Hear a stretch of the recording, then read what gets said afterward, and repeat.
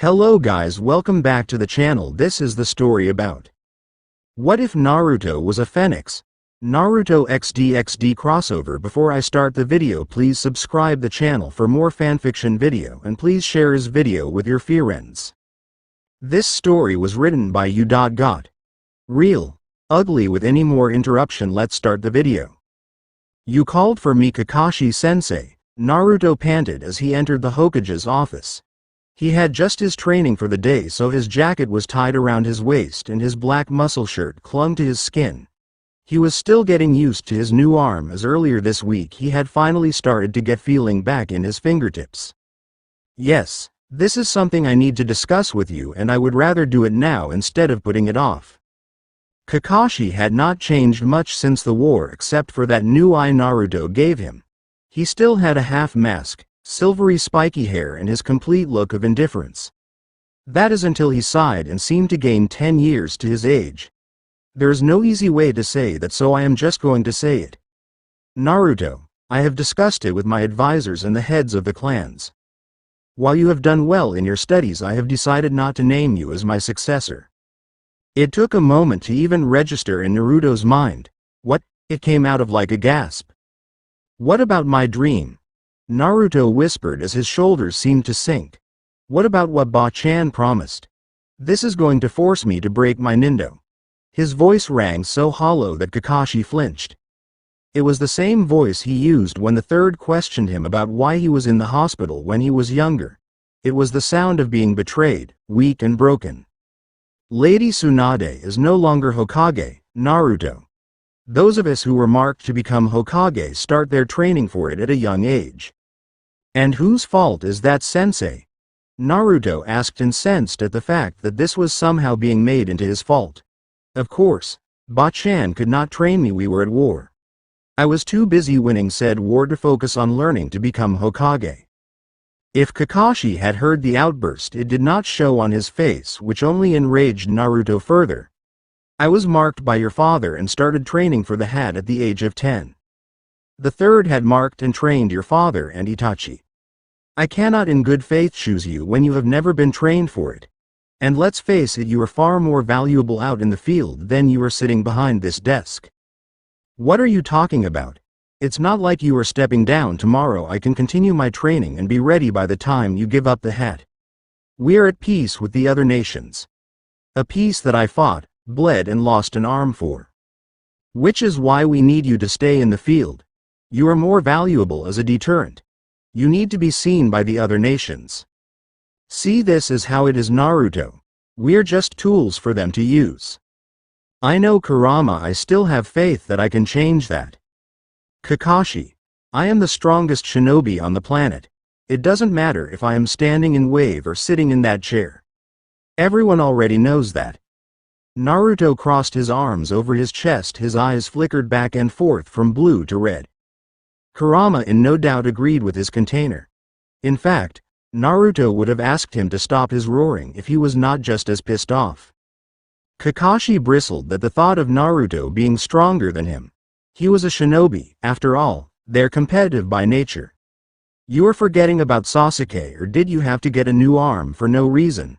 Kakashi drawled. Fuck Sasuke. I took it easy on him so he wouldn't run off crying about how weak he is. I am not a terminally ill Itachi or Orochimaru on his last legs or some defenseless village he slaughtered. I lost my arm because I planned to take his and I wanted him to think we were equal. He cannot be trusted with Sage Gigi's chakra. I did as I always do, sacrifice myself for this village. That is what Gigi taught me. Apparently, it was a lesson you chose to ignore by taking the easy route. But why should have I expected any different? It is what you have always done. Ignore your problems, ignore your difficult students, just let someone else handle it. Am I dismissed, Hokage-sama? Kakashi's throat felt unexpectedly dry after the talking down to. And no, he rasped as he reached behind his desk to pull out a Chunin vest. See, Chunin Uzumaki, now that you are Chunin you have come into your inheritance. There isn't much left after the Kyuubi attack. Kakashi set a scroll on the desk next to the vest. We can go through it too. Before the Hokage could finish his statement, Naruto's had slammed down on the scroll. He was determined that no one in this village would see what was inside. He could easily see that Fuinjutsu in the Uzumaki spiral would only let people put things in it, but no one but him could unseal it. The suspicious markings on the outside of the scroll showed that many have tried. If there is anything addressed to you, I will send it to you. And that attack wasn't my brother's fault, he stated as he pocketed the scroll. You forget that Kurama saved all of our lives. Thanks, Naruto. I haven't forgotten Naruto. I was there on the battlefield with you. You have been cleared for 3 months' leave. Enough time to train up your arm and anything in that scroll. I will see you in this office in 3 months. You are dismissed. Yes, Hokage-sama. Naruto grabbed the vest and left the tower. His trip was not lonely for long. His pink-haired teammate stood outside the door waiting for him. Naruto, I am so sorry. She had tears in her eyes. Lady Tsunade tried to tell them they were being stupid, but Kakashi and the elders wouldn't listen. Sakura spoke as she matched his pace, walking towards his broke-down apartment. So as always, I am the last to know. That's just like Kakashi. We only found out this morning. Lady Tsunade and I cancelled all our appointments to argue in your favor. She has taken it very hard and she is already in the sake. Naruto sighed as his and Kurama's anger burned off the longer Sakura spoke. Standing before Kakashi made Naruto feel like he did as a child again.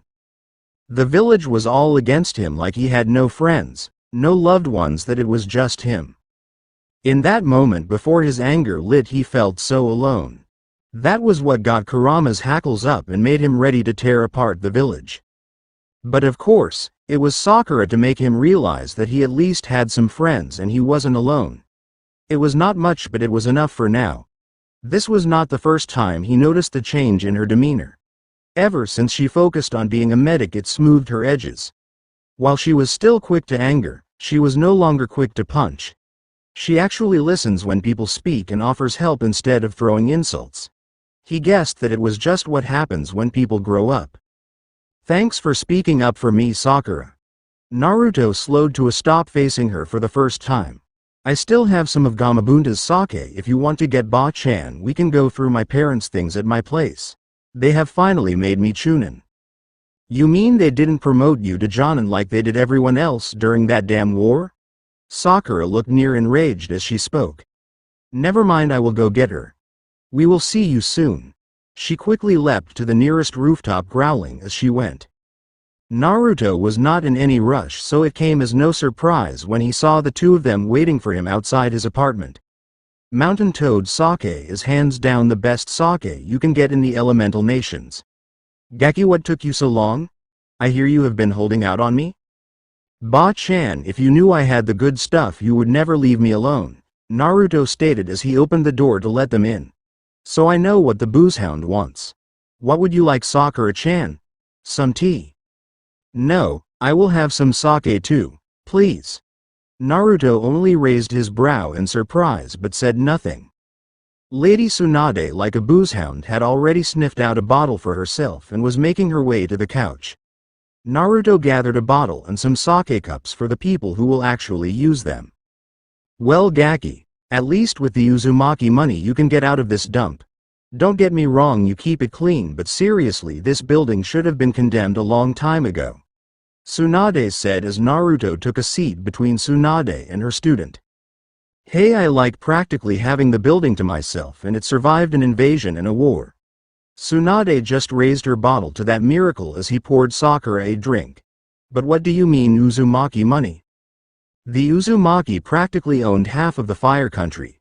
You should have been given that months ago. Hell, I wanted to give that to you the moment you returned from your trip with the pervert. Kami, rest his soul. Having Kushi-chan's legacy sitting in the Hokage vault was like a damn noose around my neck. But I could never get approval to make you chunin, then shit happened. Well, at least congrats to making Tokubetsu Jonin, you've earned it. Chunin. The pink-haired apprentice mumbled as she swirled the sake in her cup. What was that? They fucking made him chunin. Sakura drank her sake. They fucking lied to us and only made him chunin. Seriously, Kami, damn it, I need another bottle. Naruto poured Sakura another cup. He had a feeling his stash was not going to make it through the night. He unsealed the Uzumaki scroll on his coffee table. There were a couple of books that looked like journals, some letters, some prototype Hiraishin Kanai, a sheathed Shikuto, and a new-looking folder. Sakura went for the book that looked like a photo album while he went for the folder. It was the Uzumaki clan's up-to-date financials. It only gets worse, Ba-chan. I won't be leaving this apartment anytime soon. What are you talking about? Tsunade asked, sounding completely sober. He just handed the folder over before downing his cup of sake. Shit. There is no getting this money back either. It was committed to the rebuilding effort. They're also trying to limit how much you are getting from businesses claiming some post-war recession nonsense. I bet those old bastards didn't have to pay a single ryo after they dipped into your finances. Let me hold on to this. Don't you worry, Naruto, I still have friends in high places. The Uzumaki will start making money again. She frowned as Naruto just shrugged in response. She did not blame him. It was hard not to be beaten down after the day he had. It was hard on all three of them that Naruto lost his dream because of greedy, power-hungry politicians. Tsunade took another drink of sake. She had expected more from Kakashi. She knew he was soft in an argument, but she thought he would have some spine and not just fold like a lawn chair when the politicians set in. That is exactly why they do not want Naruto to wear the hat. He would not give them what they wanted no matter how much they bitched. If something was wrong, he would shut it down without discussion. Tsunade was not going to let this fade away. She was going to fight for this young man just as he had fought for them. He saved her from herself and she was not going to forget that. She did not know it yet, but she was going to be surprised once again by her favorite shinobi in just a few moments. Naruto stared into the bottom of his sake cup until he realized he found an answer. Maybe not the answer, but an answer nonetheless. Lady Tsunade, he said, grabbing Sakura's attention from the photo album as well. Her cheeks were flush from alcohol and her eyes were glistening with unshed tears as she looked over to Naruto. She had never heard him address her sensei in such a way. Naruto cleared his throat and seemed to gain some of his energy back. Lady Tsunade, will you take me on as a student like you have with Sakura? Ever since Kurama and I have become brothers, my chakra control is near perfect. I also can use all elemental natures including lava, magnet, ice and possibly more. I think as a Senju and a Uzumaki you might be able to help me with the Uzumaki scrolls. It was my grandmother who was an Uzumaki, but consider it done. I would have said yes even without all of the other shit. I may not be able to teach you everything I taught her, but we will figure something out. And let's get you out of this shithole. I expect both you and Sakura to move into the Senju compound tomorrow morning. How long is your leave? 3 months, right? It will be 6 by the end of tomorrow. Now enough of this heavy shit. Do you have any cards in here, Gaki? Let's play a game. Yes, sensei. Sakura jumped from her seat. It was finally some good news. She was getting more training from her sensei, and this time it will be with her teammate and best friend. Let's see how quickly we can get Sakura to lose all her clothes in poker, Tsunade proclaimed. What? Sakura shouted. Her blush was fast approaching atomic levels. I am kidding, Gaki, but Naruto apparently doesn't have any money, so who knows, he may be the one getting naked by the end of the night. Oi! Naruto thought Sakura would be the one to protest, but her glossed-over eyes and drool on the corner of her mouth told him otherwise. Naruto just sighed. He was surrounded by perverts. Naruto decided to watch Tsunade's sake intake and maybe call Shizune over. Alright, deal the cards. Let's get drunk and do weird things. Tsunade exclaimed as Naruto quickly sent a clone away to get Shizune. He knew Tsunade was going to regret those words by morning. In DxD, Lord and Lady Phenex, what a surprise to have you drop by my office. Please take a seat. Would either of you like a glass of scotch? A cough from the silver-haired maid in the corner of the room made him amend his question. I mean, would either of you like some tea? No, thank you, Lord Lucifer. Lord Phenex stated while his wife attempted to hide her laugh behind her hand. We think we have found him. We think we have found our son. Sears looked completely lost. What do you mean? What happened to your son? No, not Ruvel or Riser but Rival, our second son. This time it was Lady Phenex who spoke. Some of our family artifacts detected his energy a few months ago. We have isolated and monitored that energy. It's him, he is alive. Wait, your second son? I thought the old devil faction bound his magic before they threw him into that portal. He was just a toddler. That seal would have practically made him human. Sears knew what he said was harsh, but it was highly unlikely that the boy survived. It was a terrible loss that the Phenig's second son was kidnapped that day, but it was a long time ago. It's him, we know it's him. What if this was your son those damn bastard had stolen from you, and instead of handing him back when they were trapped they used that cursed ritual on him? Would you have given up? Would you have just forgotten about Milikas? Because that is what you are asking us to do? Sweetheart, that is enough, Lord Phenex said as he squeezed her hand in support. We have come here to ask one of the Mao if we can perform a summoning ritual. No, Sears held up his hand to forestall any argument. For one, it's too dangerous. We do not know what will be summoned. There is a reason it is forbidden, or at least heavily monitored. 2. Let's not forget it has been almost 40 years. He could have a family of his own, and we cannot and will not rip him away from that. Lady Phenex nodded along as she dropped in her chair until another cough from the maid in the corner caught their attention. The super devil tried to loosen his collar or discreetly wipe the sweat from his brow as an inordinate amount of killing intent crashed into him from the maid in the corner of the room. But, we can send him a message and verify that it is him. After that, we will discuss the possibility of a summoning. Sears relaxed as the foul intent faded away, with none of the others in the room the wiser. How do we send a message? Lady Phenig's voice rang with a tinge with hope. Leave that to me. One of my familiars can be very handy in these situations. A small grammary teleportation array appeared on the desk, bringing a small animal with it. This is my messenger frog. The frog itself did not seem to like that proclamation. If anything, it looked pissed. Well, yes, his attitude leaves much to be desired, but he can get your message to anyone anywhere as long as you have a sample of the energy signature. Lord Phenex leapt from his seat to shake the Mao's hand. Thank you. I cannot thank you enough, Lord Lucifer. His wife was already notifying their bishop to bring the necessary documentation. It did not take long for the letter to be written and a portfolio put together. After Sears put on a translation spell on the documents, he handed it over to the frog, who wrapped it with his tongue and swallowed it whole. After it sniffed the energy sample, the frog disappeared. Okay, now that that is settled, I will notify you of any messages I receive from the other side. Just as everyone was going to conclude their meeting, a new frog appeared. A frog that Sears did not recognize, and it had not even been 5 minutes since the message was sent. The frog was at least triple the size as his and was almost solid red except for the blue markings around its eyes. It also had a pair of goggles around its neck. Its messenger toad U.S.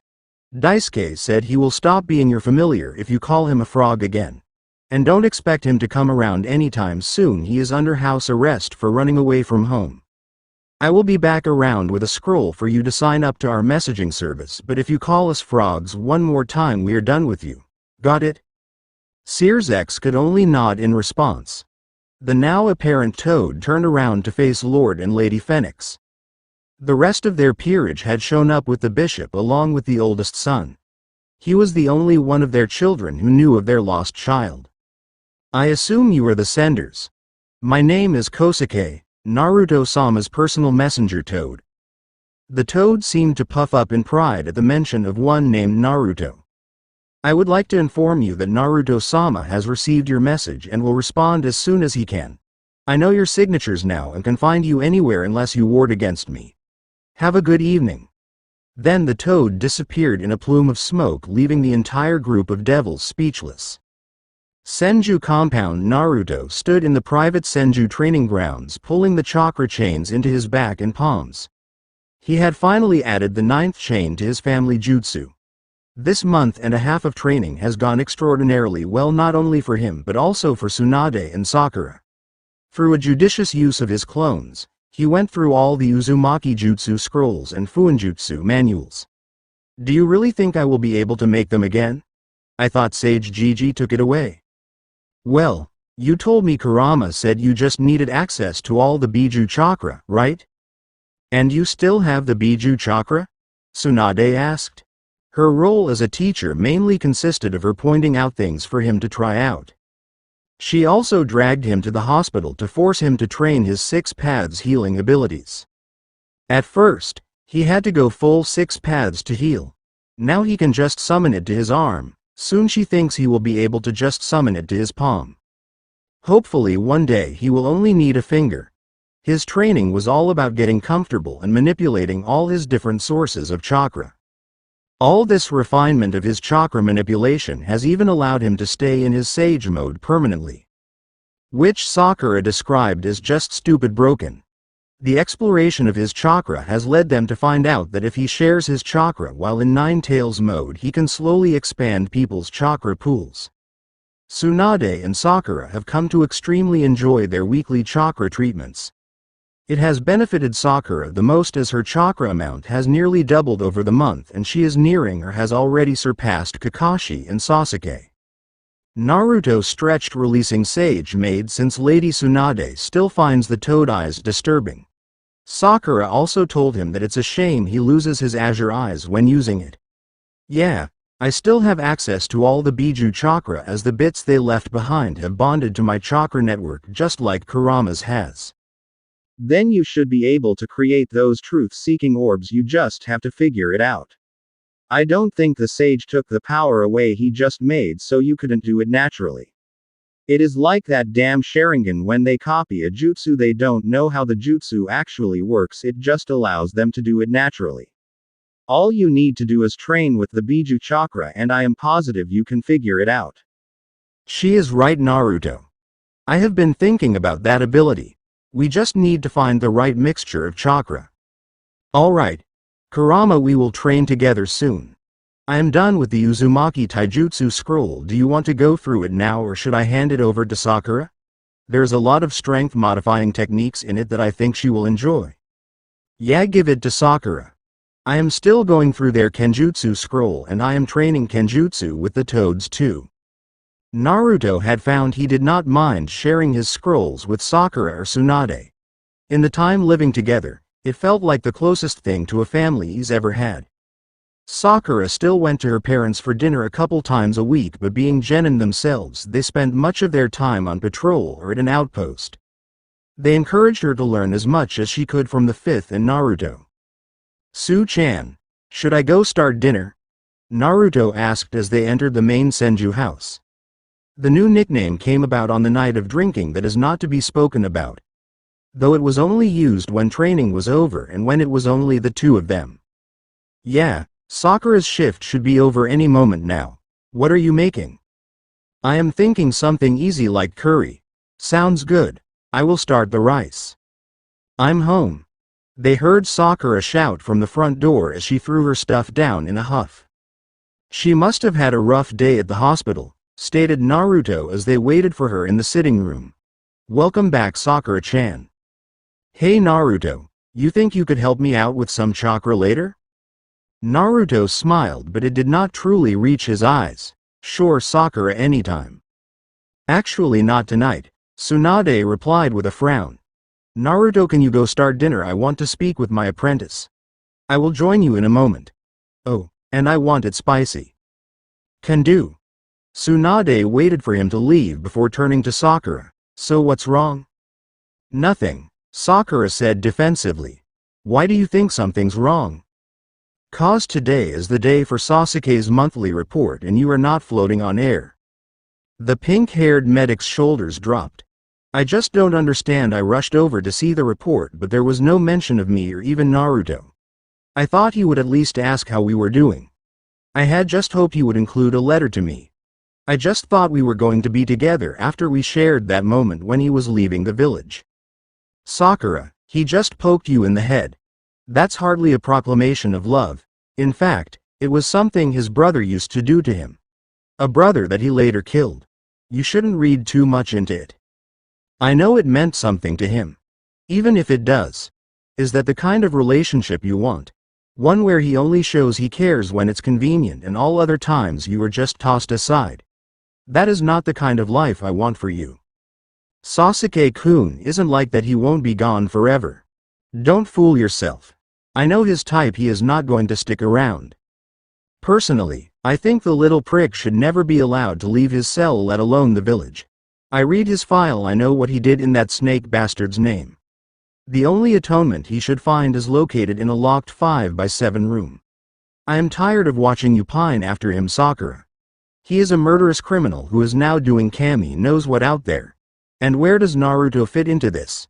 Are you going to keep abusing his kindness whenever you get tossed aside? I don't abuse his kindness. The question is, when haven't you? We both know how it feels to receive some of his chakra. It's better than sake. What were you going to do, enjoy the feeling while imagining that it was Sasuke doing it instead of Naruto? Sakura did not respond, only looked away in shame. Sakura, it will never be Sasuke.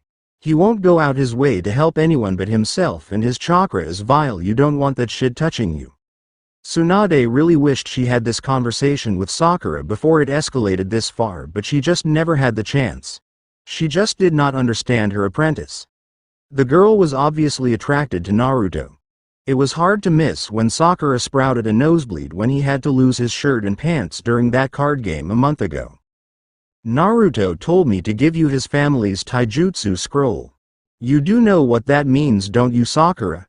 It just shows how much he cares for you. You are family to him, Sakura, and it's just so sad. He wants a family so bad that he lets those he loves walk all over him. So I am going to hold on to it for a bit longer. I want you to focus on meditation over the next few weeks. You need to figure out your priorities. I know you may not agree with me, but if you ever think I have gone too far, you are free to leave. Now I told Naruto I was going to help him with dinner, so I better get in there. Meanwhile, Naruto was chopping vegetables until he heard a toad croak. Hello, little guy. I have never met you before. Are you a messenger toad? Just as the toad opened his mouth, Naruto's personal messenger toad, Kosuke, appeared in a plume of smoke. Kosuke dove, tackling the other toad to the ground. Kosuke had pulled a knife from somewhere and it was pointed at the unnamed toad's throat. How dare you try to deliver to Naruto-sama? I should. Daisuke? Is that really you? Oh, you are in big trouble. I will let the boss handle you. Naruto just shrugged as both toads disappeared in smoke. It was only moments later when Kosuke appeared again. Naruto-sama, I have a delivery for you. How many times do I have to tell you about dropping that sama crap? You can leave the delivery on the counter. Anyway, what was that all about? That was Daisuke, my runaway little brother. Well, don't be too hard on him, he is still family. And inform the sender that I will respond as soon as I can. Of course, Naruto-sama, Kosuke said before disappearing once again. What was that, Naruto? I got a message from a toad that had run off and Kosuke didn't like that. Some family drama or something. Do you want me to look through it? It looks important. Tsunade asked as she started the rice cooker. Nah, we can look at it after dinner. It seems like you just got out of some heavy conversation, so just relax for a bit. How do you know? I know what today is, and I could feel the negative emotions all the way over here from the sitting room. I forget that you are a negative emotions sensor. You never mention it out of combat situations. I have gotten good at ignoring it at home or with friends because since I have bonded with Kurama I am a full empath, not just negative emotions. Smart. You wouldn't want to invade people's privacy, but make sure you train it like any other ability. So have you come up with any other goals like I asked? Not really, it's just hard, you know. I know you don't like thinking about it, but you need some direction, Naruto. Training is all well and good for a distraction, but you need a purpose. I want you to join Sakura in meditation for the next few days. You are still young, I don't want you to drift through life like I did before you found me. I know. Ma and PA are telling me the same thing. The dinner was a quiet affair that night as everyone had things on their mind. Naruto drew their attention as he opened the letter that he had received. These people are claiming to be my parents. No, wait. I think they are talking about my dad, Naruto said in confusion. Seriously, I know the fourth was an orphan too, but they could just be trying to use you for your fame, Sakura said as she came around the table to look at the letter. I thought so too at first, but look here, it says they are not from this world. That they were attacked 40 years ago and their son was kidnapped. If it's true, then your father's name was Rival Phenex. What kind of name was that? I wasn't sure at first, Gaki, but look at these pictures. The blonde hair is spot on, and this man who looks like another son of theirs could be Minato's twin. Tsunade handed the pictures over to Naruto. They sent a bunch of medical documents over in the portfolio too. I will take them into the hospital to compare them to yours and Minato's records. Sensei, won't you get in trouble? Sakura. Tsunade deadpanned. You really think someone will question me in my hospital? Good point. They want some of Naruto's medical records to verify he is related to them too. I will see what I can do, but any records of Minato's or Naruto's will be severely redacted. So why are they contacting us now and what for? They picked up my energy signature a few months ago. Probably during the war. They mentioned that if I am their son, they want to attempt summoning me home. I don't know how they will feel when I tell them that their son is dead and I am possibly their grandson. But Naruto, it sounds like it is a one-way trip. Would you really leave us? Sakura almost felt like her world was crumbling. Sasuke was one thing, he was always gone, but Naruto, he was always by her side. She knew she could count on him for anything. Let's not worry about that. How far off are you from having the Hirishin complete? As far as I know, there are no limitations to it, so maybe once it's done you can discuss it with the Toads, since they can go between here and wherever these people are. Naruto sighed with relief as Tsunade cut through the tension.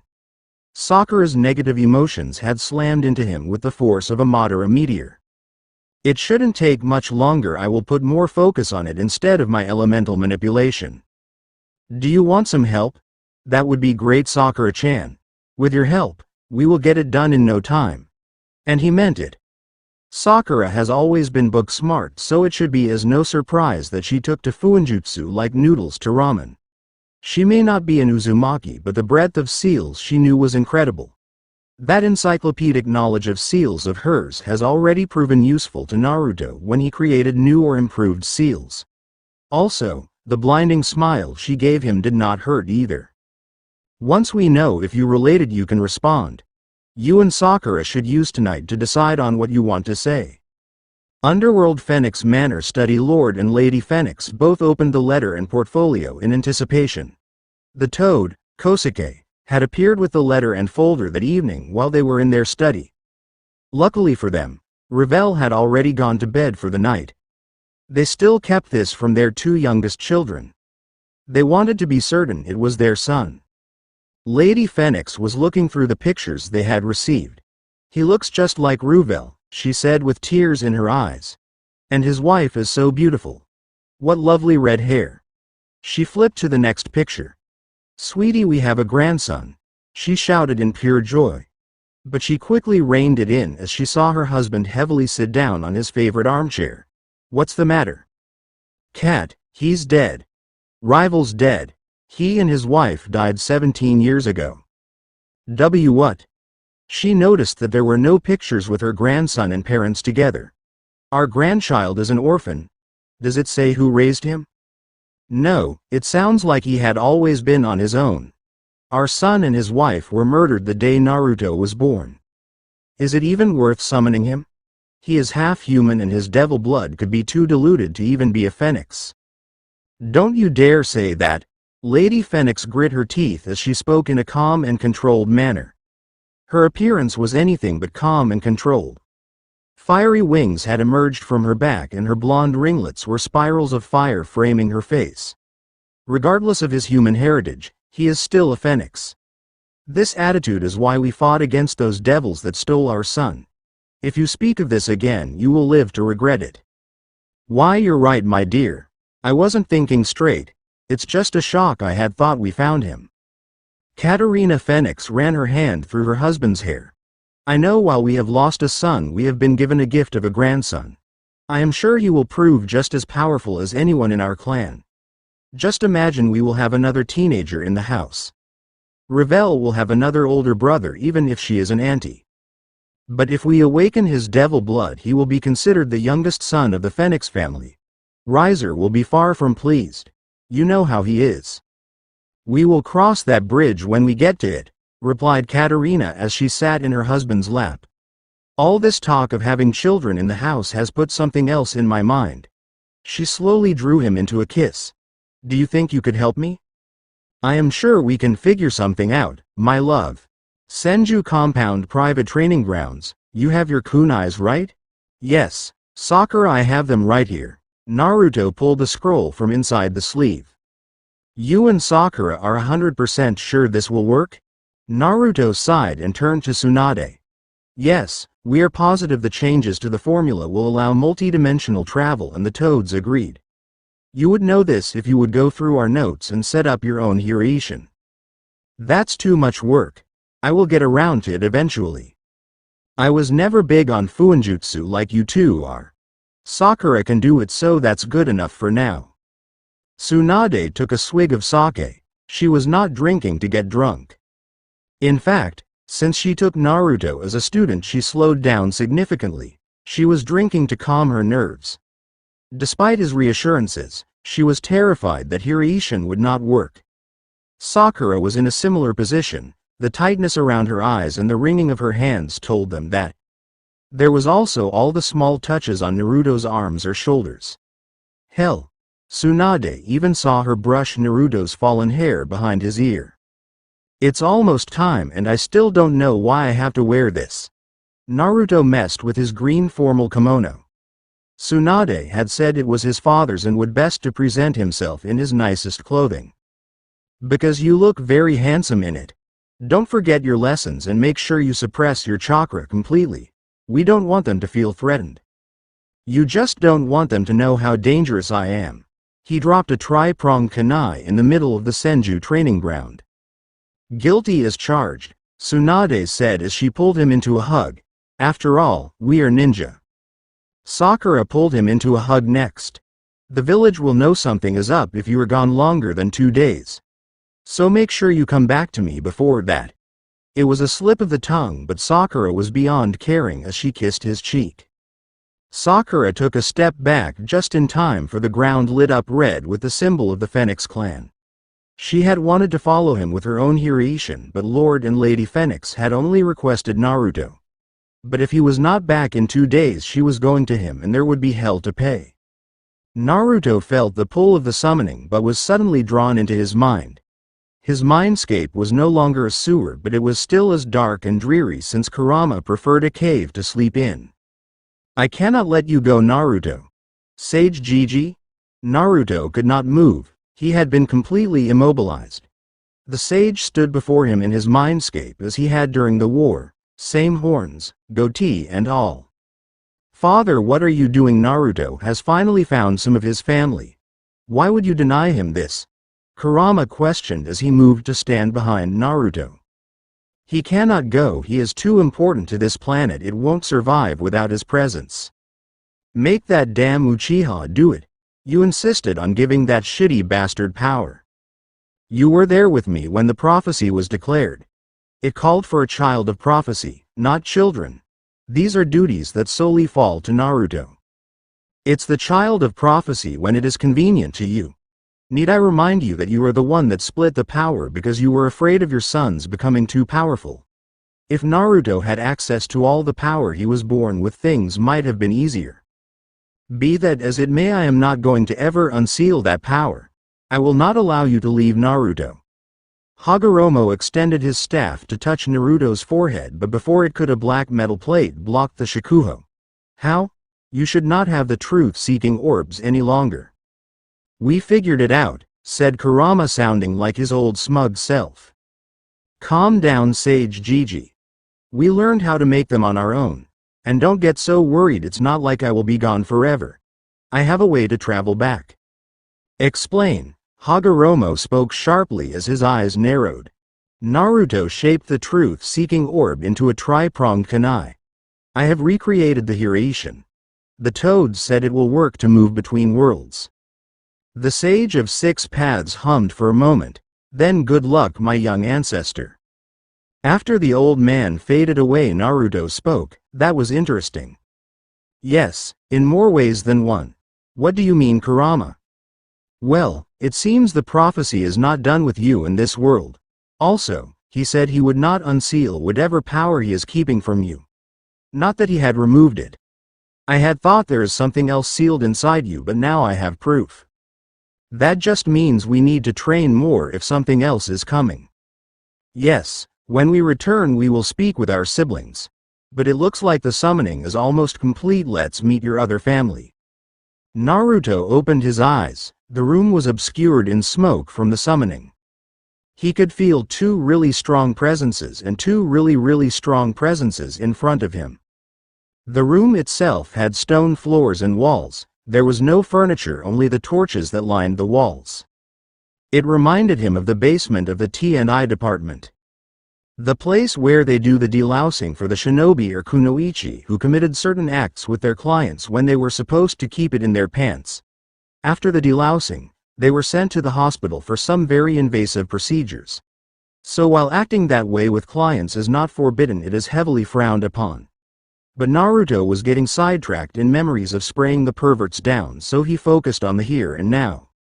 He could feel that everyone was nervous but hopeful with no negative or aggressive emotions at all. This was going to be awkward, so Naruto decided to fall back to his old standby, act stupid and prank someone. As the smoke cleared, Naruto adopted the most aloof pose possible. "Yo," he said nonchalantly with a lazy wave. Sirzex could not hold back and let out a full-bellied laugh. The summoning had been extremely stressful. If it had not been for his wife forcing him to do it, he would not have. But the mere thought of their son being kidnapped sent her into mama bear mode, and quite frankly Milika's was annoyed by her constant hugging. Though Sirzex suspected the boy secretly loved the extra attention. So seeing this young man so relaxed despite his formal green kimono was a relief. But he had to feel sorry for Lord and Lady Phenex, as he did not feel a lick of power coming from the boy. Graphia's sharp elbows helped him bring his laughter under control, but it did not last long. "Oi, are you sure you are my OG-san? You look kinda young." The Phenex elders were in complete shock. They had not even seen him cross the room as he shook Lord Phenig's hand. At first, they were struck by the sight of this handsome young man, but their illusion was quickly broken. "And you must be my new Imouto-chan. You are far more beautiful than what the stuffy OG-san said." Katarina was caught on her back foot as Naruto drew her into a hug until she saw his devious smirk. Oh, she was going to like this one. "Really, Oni-chan? And what did he say about Ka-san?" "Oh, Imouto-chan, you don't want to know." "No, I really do.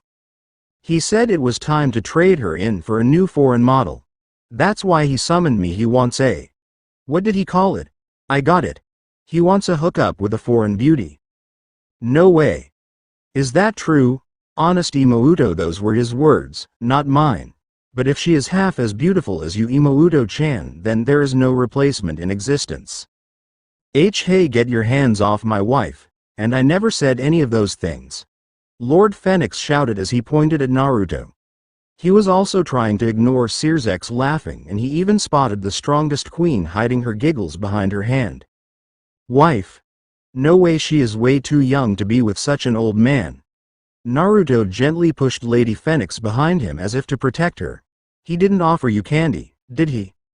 Naruto could feel the life force of all the individuals in the room.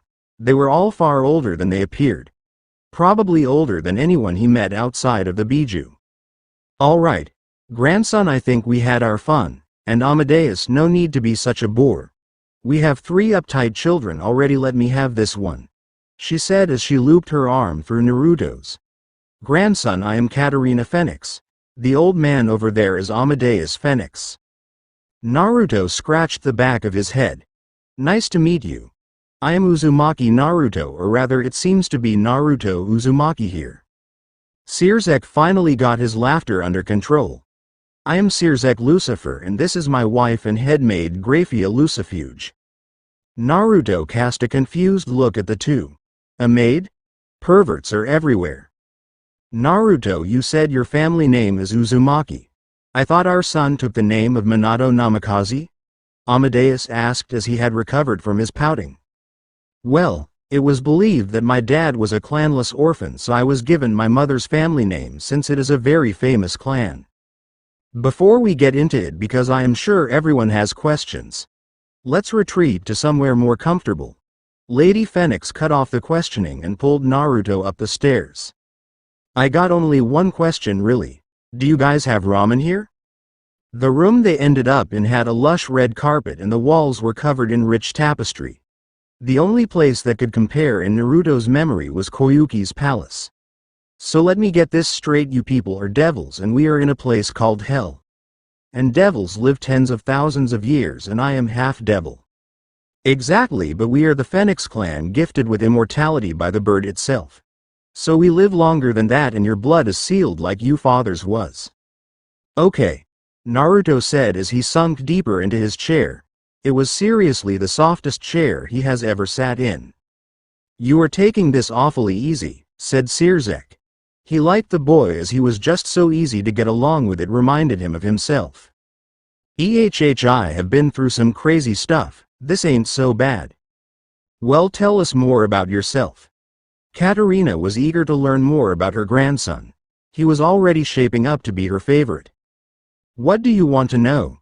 Tsunade already briefed him on what he could and could not say, so he felt pretty comfortable about any questions they might ask. Just like any mother worth her salt, Katarina cut to the important things. You said you were 17. How are you doing in school? School? Sorry, I graduated when I was 12, so I don't go to school. Hear that, dear? We have another genius in the house. Katarina beamed with pride. My dad was considered a genius. No one ever called me one. I think I take after my mom in that aspect, but I think I need to clear something up. We all graduate Shinobi Academy at the age of 12. Katarina immediately went stiff. Naruto had written about being a shinobi, but she thought he was just like Lord Lucifer's little sister. What did he call her? An otaku. She had thought Naruto was just an otaku. Oh, and what do you learn at Shinobi Academy? Well, language, math, biology, history and geography.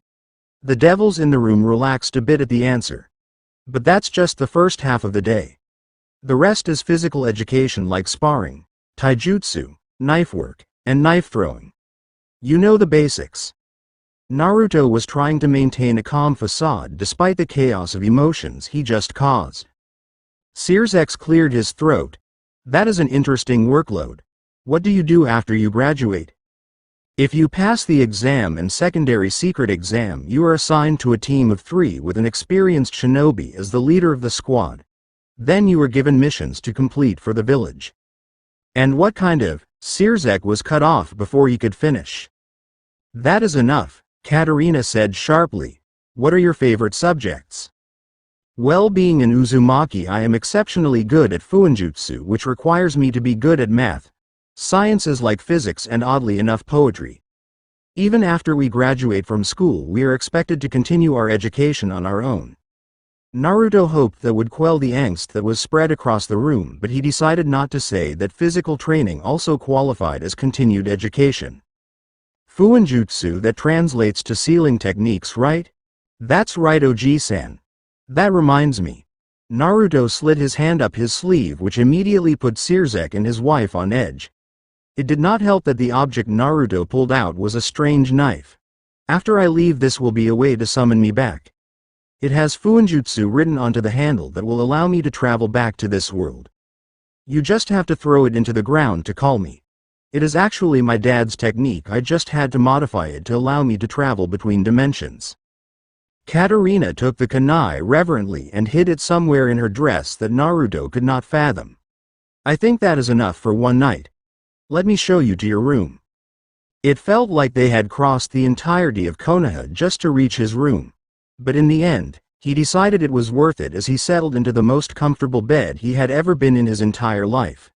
He focused some chakra to his ears since his new family's room was not far away.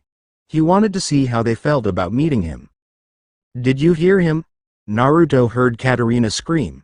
He may not have needed the chakra after all. He did missions for his village at the age of 12. When he first said he was a shinobi, I thought it was just a joke or a hobby, but no, it's been his job since he was a child. Did you see how silent he walked or how he positioned himself when he entered a new room? You can't tell he is anything but human when looking at him, but when he hugged me his power felt endless. I know, dear. I know, I could see it in his eyes. He has had a hard life, but look at him, he is a good man and a happy person despite the hardships. When he heard Lady Phenex start to sob, he cut the chakra to his ears and sighed. Maybe I should have eased them into it. But it's not like I could just say, "Hi, I am a shinobi, we kill for a living." No need to be so melodramatic, Naruto. I thought today went well. Where the hell have you been? When you felt how powerful they were, I decided to lay low. We aren't sure of their sensing capabilities, so I thought it was for the best. You're right. I will just try to avoid the subject tomorrow, which might be difficult with Searzek there. There is not much that man misses. I wonder how Sakura-chan is doing? Naruto asked as he felt for the distant energy of the Hireishin mark he placed on her.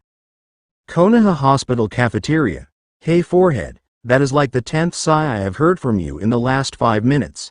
Is having lunch with me so boring? What? No, I just have something on my mind, pig. Sakura continued to play with her rice in her lunch. She wished she still had some of that onigiri Naruto had made for her yesterday. Is it about Sasuke-kun's message today? Have you read it? Did he send you something? Did he send me something? Has it already been a month since that first letter? Luckily for Sakura, Ino just assumed she was talking about Sasuke's report. No, I haven't been to the Hokage to see it. I am busy, so I don't think I am going today. That's right, you and Naruto have been doing some serious training lately. How is the idiot?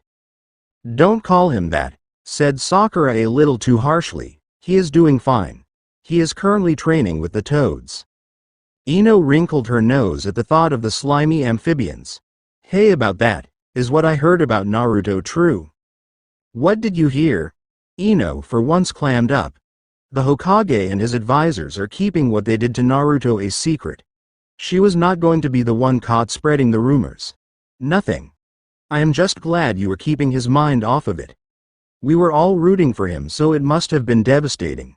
We all just assumed he would be the next, Thanks, but he is keeping his head up. Good. Ino paused for a moment. That's good. Sakura narrowed her eyes. What? It's just there have been some pictures passed around lately. And is he really that hot without his shirt on? Sakura's only answer was to turn bright red. He is. Then you have to invite me over to one of those training sessions of yours. I don't think you could handle it, Ino.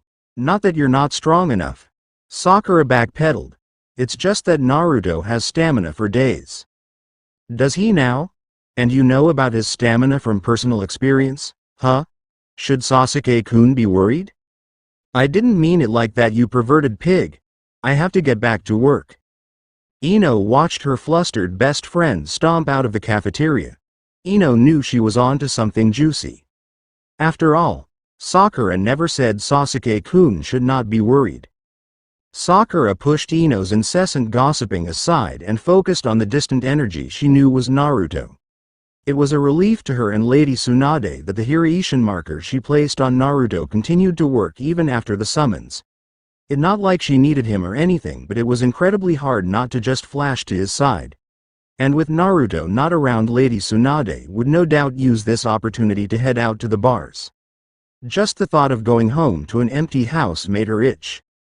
She was just going through the motions as the day floated by. There was nothing she was going to remember besides showing up and leaving. I'm home, said Sakura, not expecting a reply as she slid off her shoes. Damn it. She heard her sensei shouting from the other room. Welcome home, now come over here and show me how to fix this stupid thing. The sitting room was a disaster. Ink and scrolls littered the floor, also somehow there was ink on the walls and ceiling. I thought you said you were going to create your Hireishin later? Yeah, I was, but you said you could tell Naruto was okay because of the marker you placed on him. So I thought I could just knock this out before you got back. Once I get familiar with yours and his marker, then I will be able to tell if you two are safe at all times. Well, I can't really tell if he is safe, just that he's alive and the marker is active. That is all I need to know. Sakura knelt down next to her teacher and smiled at the clear concern she had for her students. She looked at the work completed so far and was not impressed. She better call into the hospital tomorrow, as it was going to be a long night. At least she will not feel like such a novice like she does when she helps Naruto. DxD Phenex Manor, so you think you could turn me into a devil? Sirzek leaned forward on the dinner table. Well, to be honest with you, Naruto, turning you into a devil is easy, but for you, we're trying to awaken your birthright, so you are a phoenix. It really depends on you. If you are not powerful enough, the object will reject you. Naruto nodded along. I don't think that will be a problem. When do you think we can try? Sirzek raised an eye at how accepting of becoming a devil Naruto was. The Phenegs, on the other hand, could not suppress their joy that Naruto would soon be one of them. I will need a few weeks to get it ready, and I need a private location. The walls have ears and the process will be felt by any strong devils nearby. I have an idea of a place, so it should not be a problem. Great. I hear that your messenger toad, Daisuke, should be returned to your service in a few days. So send me a message when it's ready. Can I bring 2 others with me? That is fine, Naruto, Lady Phenex answered. I would love to meet your teammate and teacher. From what you have said, they seem like wonderful women. And do they hold the same profession as you, Lord Lucifer? From what Naruto has told me, they're doctors. Katarina's no-nonsense tone told Sirzek that he really had no say in whether they were allowed or not. Sirzek kept his mouth shut, especially under the stern eyes of his wife. He felt like all the women in his life were being so mean to him lately. His mother is angry about the riser thing. Lady Phenex is upset with him for being cautious. His wife is annoyed because she wants to see this family reunited but feels like he is slowing down the process. And most importantly, his cute, smart and beautiful little sister does not want him around anymore because she is growing up. Does he zone out looking like his spirit is crushed often? Only when he thinks about his little sister. Lord Phenex said with a smirk. He has a bit of a condition when it comes to her. Their meeting completed soon after, as Sirzek could no longer focus. He wished his new family a good night and made his way back to his room alone in their gigantic home. They were too trusting, he felt, not that he would break their trust. But coming from him, that is saying something. It could be that they were powerful people with a powerful peerage and that led them into a sense of security. Naruto's musing was interrupted by a shout from down the hall. Servant. He had felt her life force approaching earlier but had thought nothing of it. He realized this must be his new aunt. Servant. What are you doing in this part of the residence after hours? Never mind. Ravel looked at the young man and almost tripped over herself. By the Satans, he was good looking, and those markings on his cheeks, he looked so feral, like he would ravish her at any moment. Ravel shook her head to clear those thoughts. She was a daughter of the Phenex clan. She would not be caught fawning over some servant. Servant, I have a party to attend tomorrow. I expect this dress cleaned and pressed up to my standards by morning. She handed over the garment. It was a deep crimson, sophisticated number, definitely deserving of a high-class social event. Of course, Oju-chan. I will get right on it. If she had not been so caught up in his foxy smile, she would have noticed the inappropriate name or the devious glint in his slitted eyes. As she left, Naruto couldn't help but smirk. The classics always made the best pranks, especially with a bit of fuinjutsu added into it for shock value. Underworld Phenex Manor. Naruto, I want you to have these. Katarina handed 2 large tomes to Naruto. One is the history of the Phenex clan, the other is a theory of magic. I know you cannot use it now, but I thought you could go through it so you have some idea of how magic works. Thanks, and I have something for you too. Tsunade would kill him if she knew what he was about to do. Naruto rolled up his left sleeve, bit his thumb and wiped the blood on his forearm. After the smoke faded, there was a book in his hand. No Uzumaki would be caught dead without a fuinjutsu manual on them. This is a primer on fuinjutsu. It has some of my personal notes mixed in. I am trusting you with it. This is for yours and OG-san's eyes only. I know you got some seals to work with magic even if it was less potent, but I want you to be careful. Seals are dangerous. I will try to come up with an amplifier or conversion so seals will work with magic instead of chakra. Katarina had expressed interest in fuinjutsu as she was trying to get closer to her grandson. She thought that if it was one of his favorite things, then she should know what it is. She found herself becoming increasingly more interested in it. Devils did have runic magic, but this was a completely different system to their own. It was as versatile as it was complex. Perfect for any devil that considers themselves an intellectual.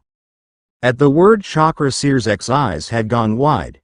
He had thought that Naruto may have some human magic which compared to the supernatural faction's magic is very weak. Chakra is also thought of as weaker than magic, but there is some very powerful yokai. Some yokai that even make a Satan take notice. As far as he could tell, Naruto was 100% human, but he also was from a different world. He could be a powerful ally or an even more powerful enemy. Searzek, Naruto spoke, drawing the Satan out his musing. I hear congratulations are in order. According to OG-san, your little sister has added a new member to her peerage. Thank you, and I am sure that Lord Phenex has told you all about Rias. Searzek's eyes narrowed as he looked over Naruto's shoulder at an unassuming Amadeus Phenex. A look that Naruto did not miss even if he did not understand it. We don't know how powerful he is, but she sounds hopeful. Naruto, it has been a pleasure having you in the underworld. Searzek shook Naruto's hand.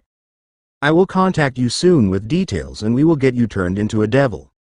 You make it sound so easy. Well, you know what they say about deals with the devil. If they say devils make quick and easy deals, then yes, but otherwise not really. It is time for me to head back or they will start to send out hunting parties. It was nice meeting all of you and I will write to you soon, Ba-chan. Hey, don't call me that, brat. Katarina Phenex shouted as the bright golden flash lit up the room, leaving the spot where Naruto once stood empty.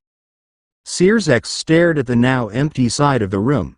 It was brief, but in that moment of the flash, Naruto had relaxed the suppression of his chakra. The power that Searzek felt was vast and endless, a roiling sea of destruction. And at that moment he figured it might not be so bad to have Naruto tied Rias, but he dreaded telling either of them.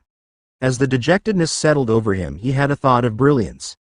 Graphia, do not forget to tell Naruto and Rias of their engagement. Element Nations. Senju Training Grounds. Sakura practically jumped into his arms as he arrived back at the Senju compound. How was it? Is your family nice? Tell us everything. Sakura let the poor boy breathe.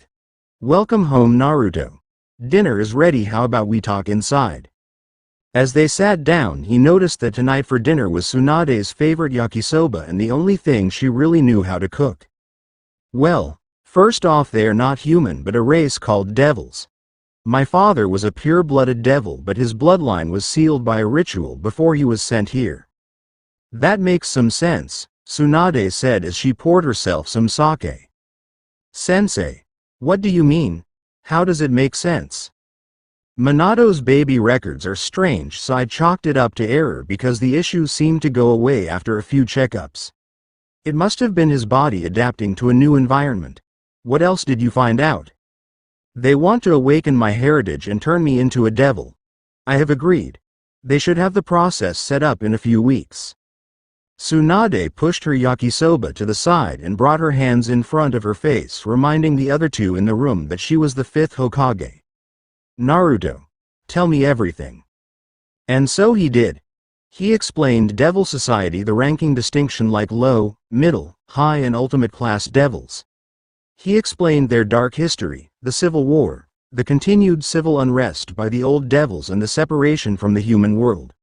Finally, he told them of peerages and how high-class devils increase their numbers. And enemies? They do not become that powerful without making a few enemies. There are the main three factions, Heaven and its angels, Grigori of the fallen angels and the devils of underworld. Currently, they are in an unstable peace just like ours before the Fourth War. There's also a faction called yokai who use a version of chakra. I almost thought they were summons when Oji-san mentioned them. Very well, I approve of you becoming a devil. The potential gains outweigh the weaknesses. We will be coming with you when you go through the ritual. I know, I have already asked and been given permission to bring you next time. See Sakura, he can be trained. Tsunade grinned as she pulled her yakisoba back over. Sakura, you have been awfully silent.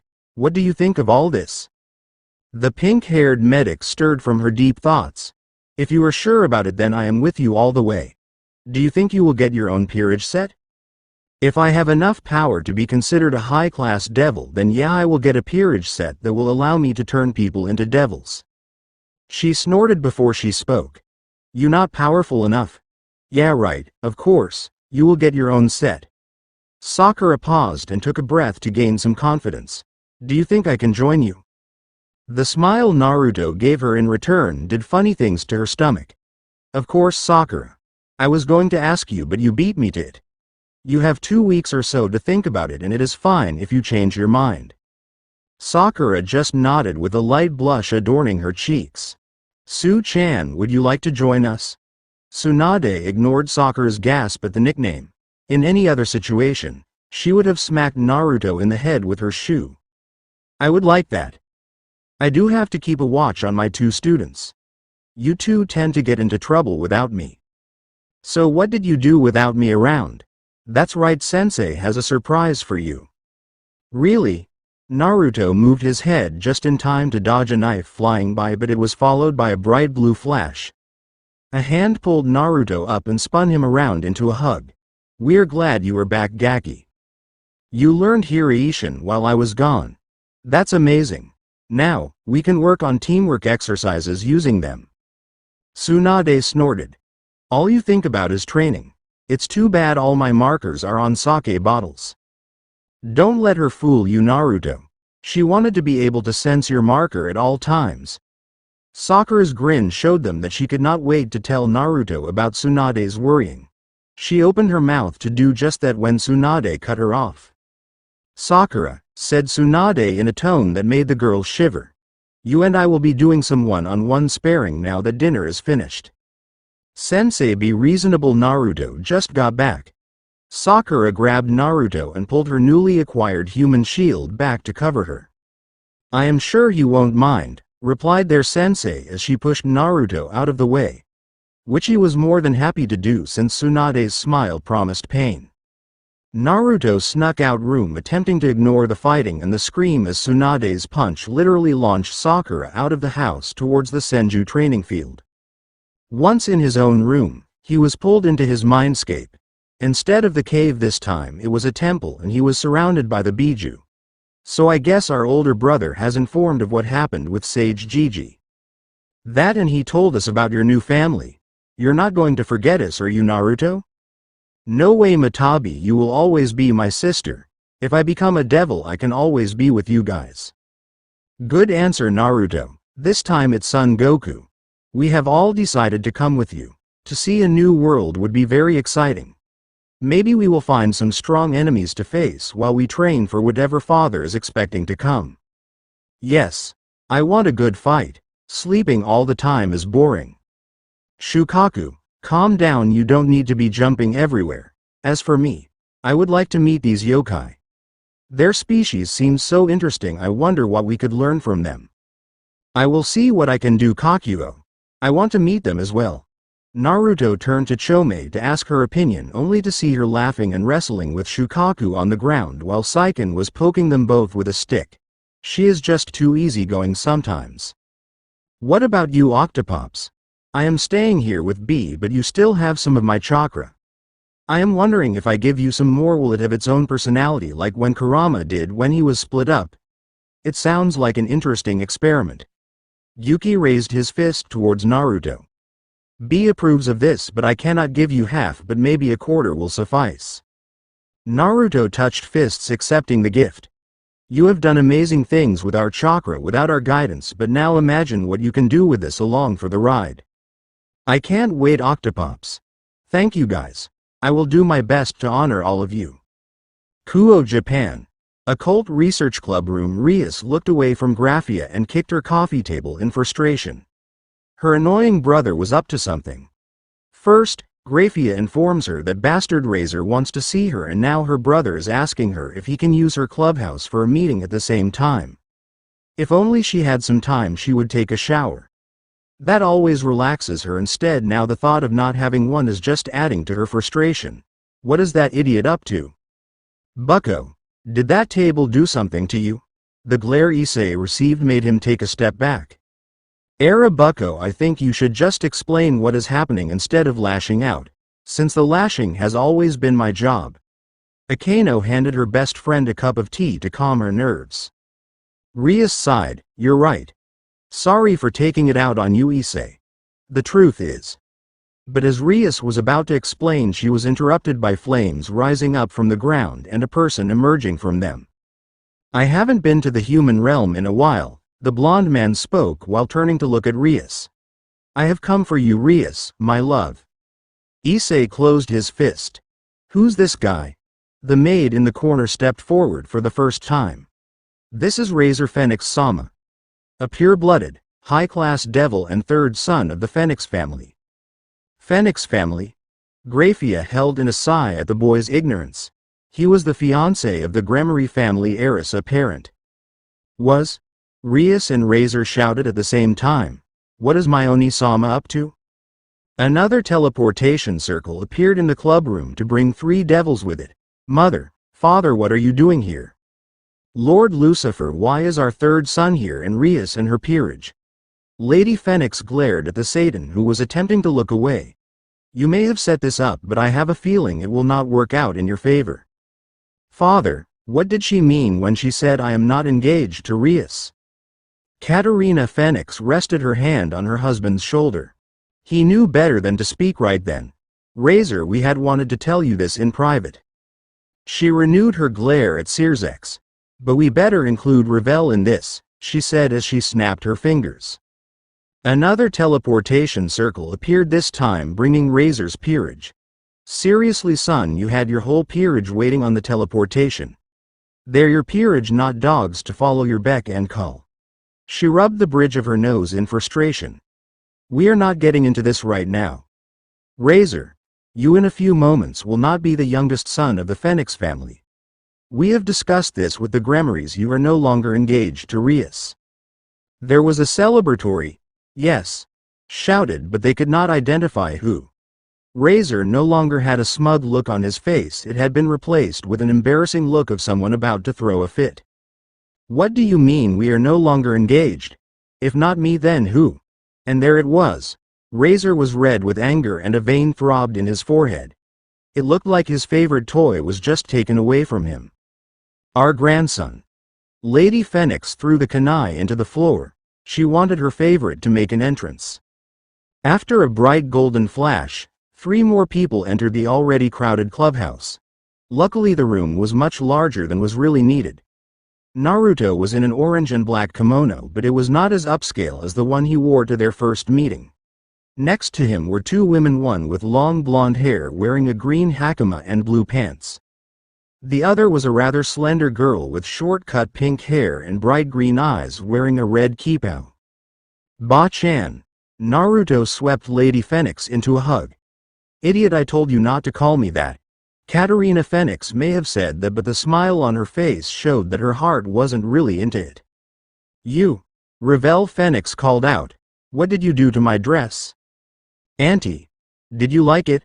I thought the color suited you. Suited me? Are you blind? The color was bright orange. And I was in front of all those people. Wait, Auntie, but you're human? Not for long, Naruto replied as he swooped Revel up for a hug. What are you doing, human? I cannot be your aunt. Revel's blush was atomic. He was just so warm and firm in all the right places. Naruto. What did we say about acting inappropriately? Ah ha ha. The laugh sounded completely unnatural as he set his aunt back on the floor. He rubbed the back of his head on his way back over to Sakura. You said not to, Naruto replied shakily. Sorry, Sakura-chan. His smile made her turn away and mumble that it was okay.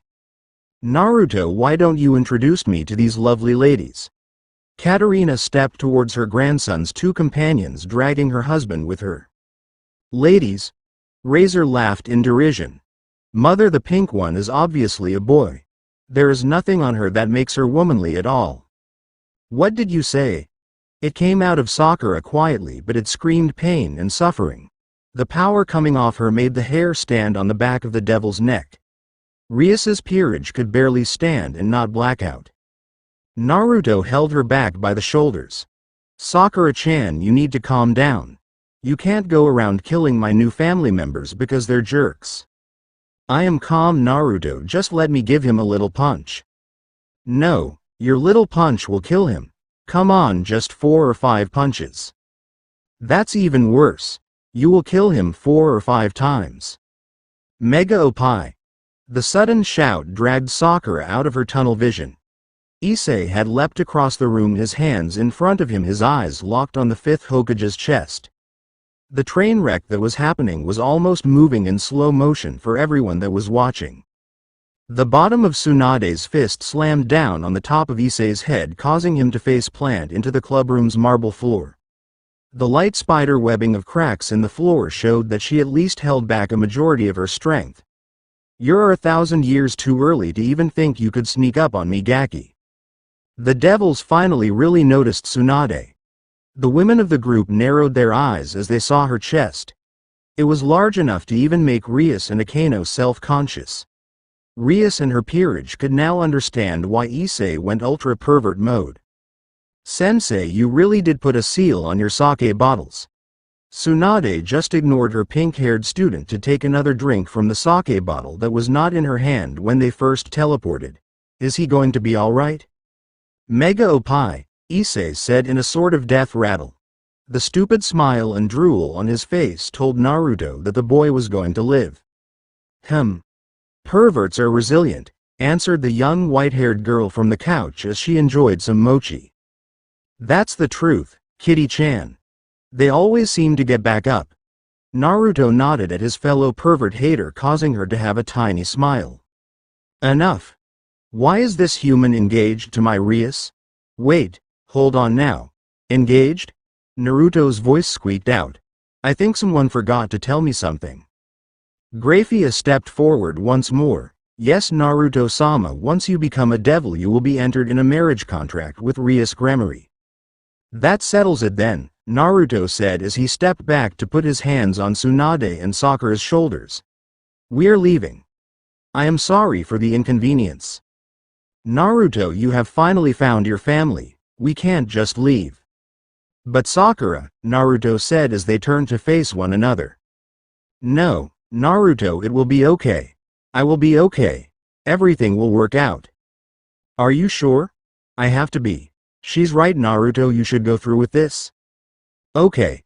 If you two think we should. Naruto turned to the crowd. For those who don't know me, my name is Naruto Uzumaki. The woman to my right is the 5th Hokage Tsunade Senju, and to my left is my teammate Sakura Haruno. Which one of you is Rias Gremory? I am. A girl with red hair stepped forward. In a word, she was gorgeous. Thin waist, huge breast and ass so firm you could eat off it if you were into that sort of thing. Naruto was not one to judge. It is nice to meet you, Uzumaki-san. Though I cannot pretend to be excited about our engagement. She also looked like she has never experienced a hard day in her life. Rias-sama, Graphia admonished her. No, it is all right. I feel the same way. She is not exactly my type. What? Rias squawked. She may think he is incredibly handsome, but she was not going to let him get away thinking she is not pretty enough for him. Well, except for your beautiful red hair. Ufufu bucko, I think I like him. Would you mind sharing? Akeno. Rias said in a tone that implied they were not talking about this right now. What do you mean I am not your type? Am I not pretty enough or smart enough? What makes me not good enough for you? Her eyes were narrowed and her breathing was ragged. Naruto would have to approach this carefully. It's none of those things. You see, you're not the first Oju-sama or princess I have come across. Hell, you're not even the first engagement I have ever gotten out of. But you are the first person I have met that seems to be given everything she desires without having to work for it. Yeah, Naruto was as careful as Shukaku in a china shop. He scratched his cheek at the silence that filled the room. He could hear Tsunade and Sakura whispering about something though. And thankfully a majority of her negative feelings had subsided. See mother, he doesn't even want to marry her. Don't let this human ruin our family and history. Uncle, you are still here, I forgot all about you. That's it, I have had enough of you human. I challenge you and your peerage to a match for the rights to Rias. Razor, you go too far. I think you and your peerage need to head home to cool off. Amadeus Phenex intervened, attempting to stop this disaster. I accept, but what do you wager in return? Like I said before, idiot, her hand in marriage. I already have that right, and since you are not offering something in return as per game rules, I can request something or equal or lower value. Naruto looked over at everyone in the room. Rias looked to be completely in her own world. She was biting her lip and everything. Naruto thought she looked incredibly cute. The girl next to her seemed to be enjoying her best friend's anguish. There was something not quite right with that girl. His eyes landed on the Revel, his aunt/lil sister. She looked equally embarrassed as she did frustrated. I want Revel to join my peerage and... Naruto heard a cough coming from his sensei. By the looks of it, she was less than impressed with how everything was proceeding, and if Naruto was honest with himself, this has really turned into a shit show. Tsunade flashed a few Anbu hand signs at him. And since this wager involves a girl's happiness for the next 10,000 years or so, I feel Razor should put up his own. If he loses, his peerage privileges are to be revoked for the next 100 years.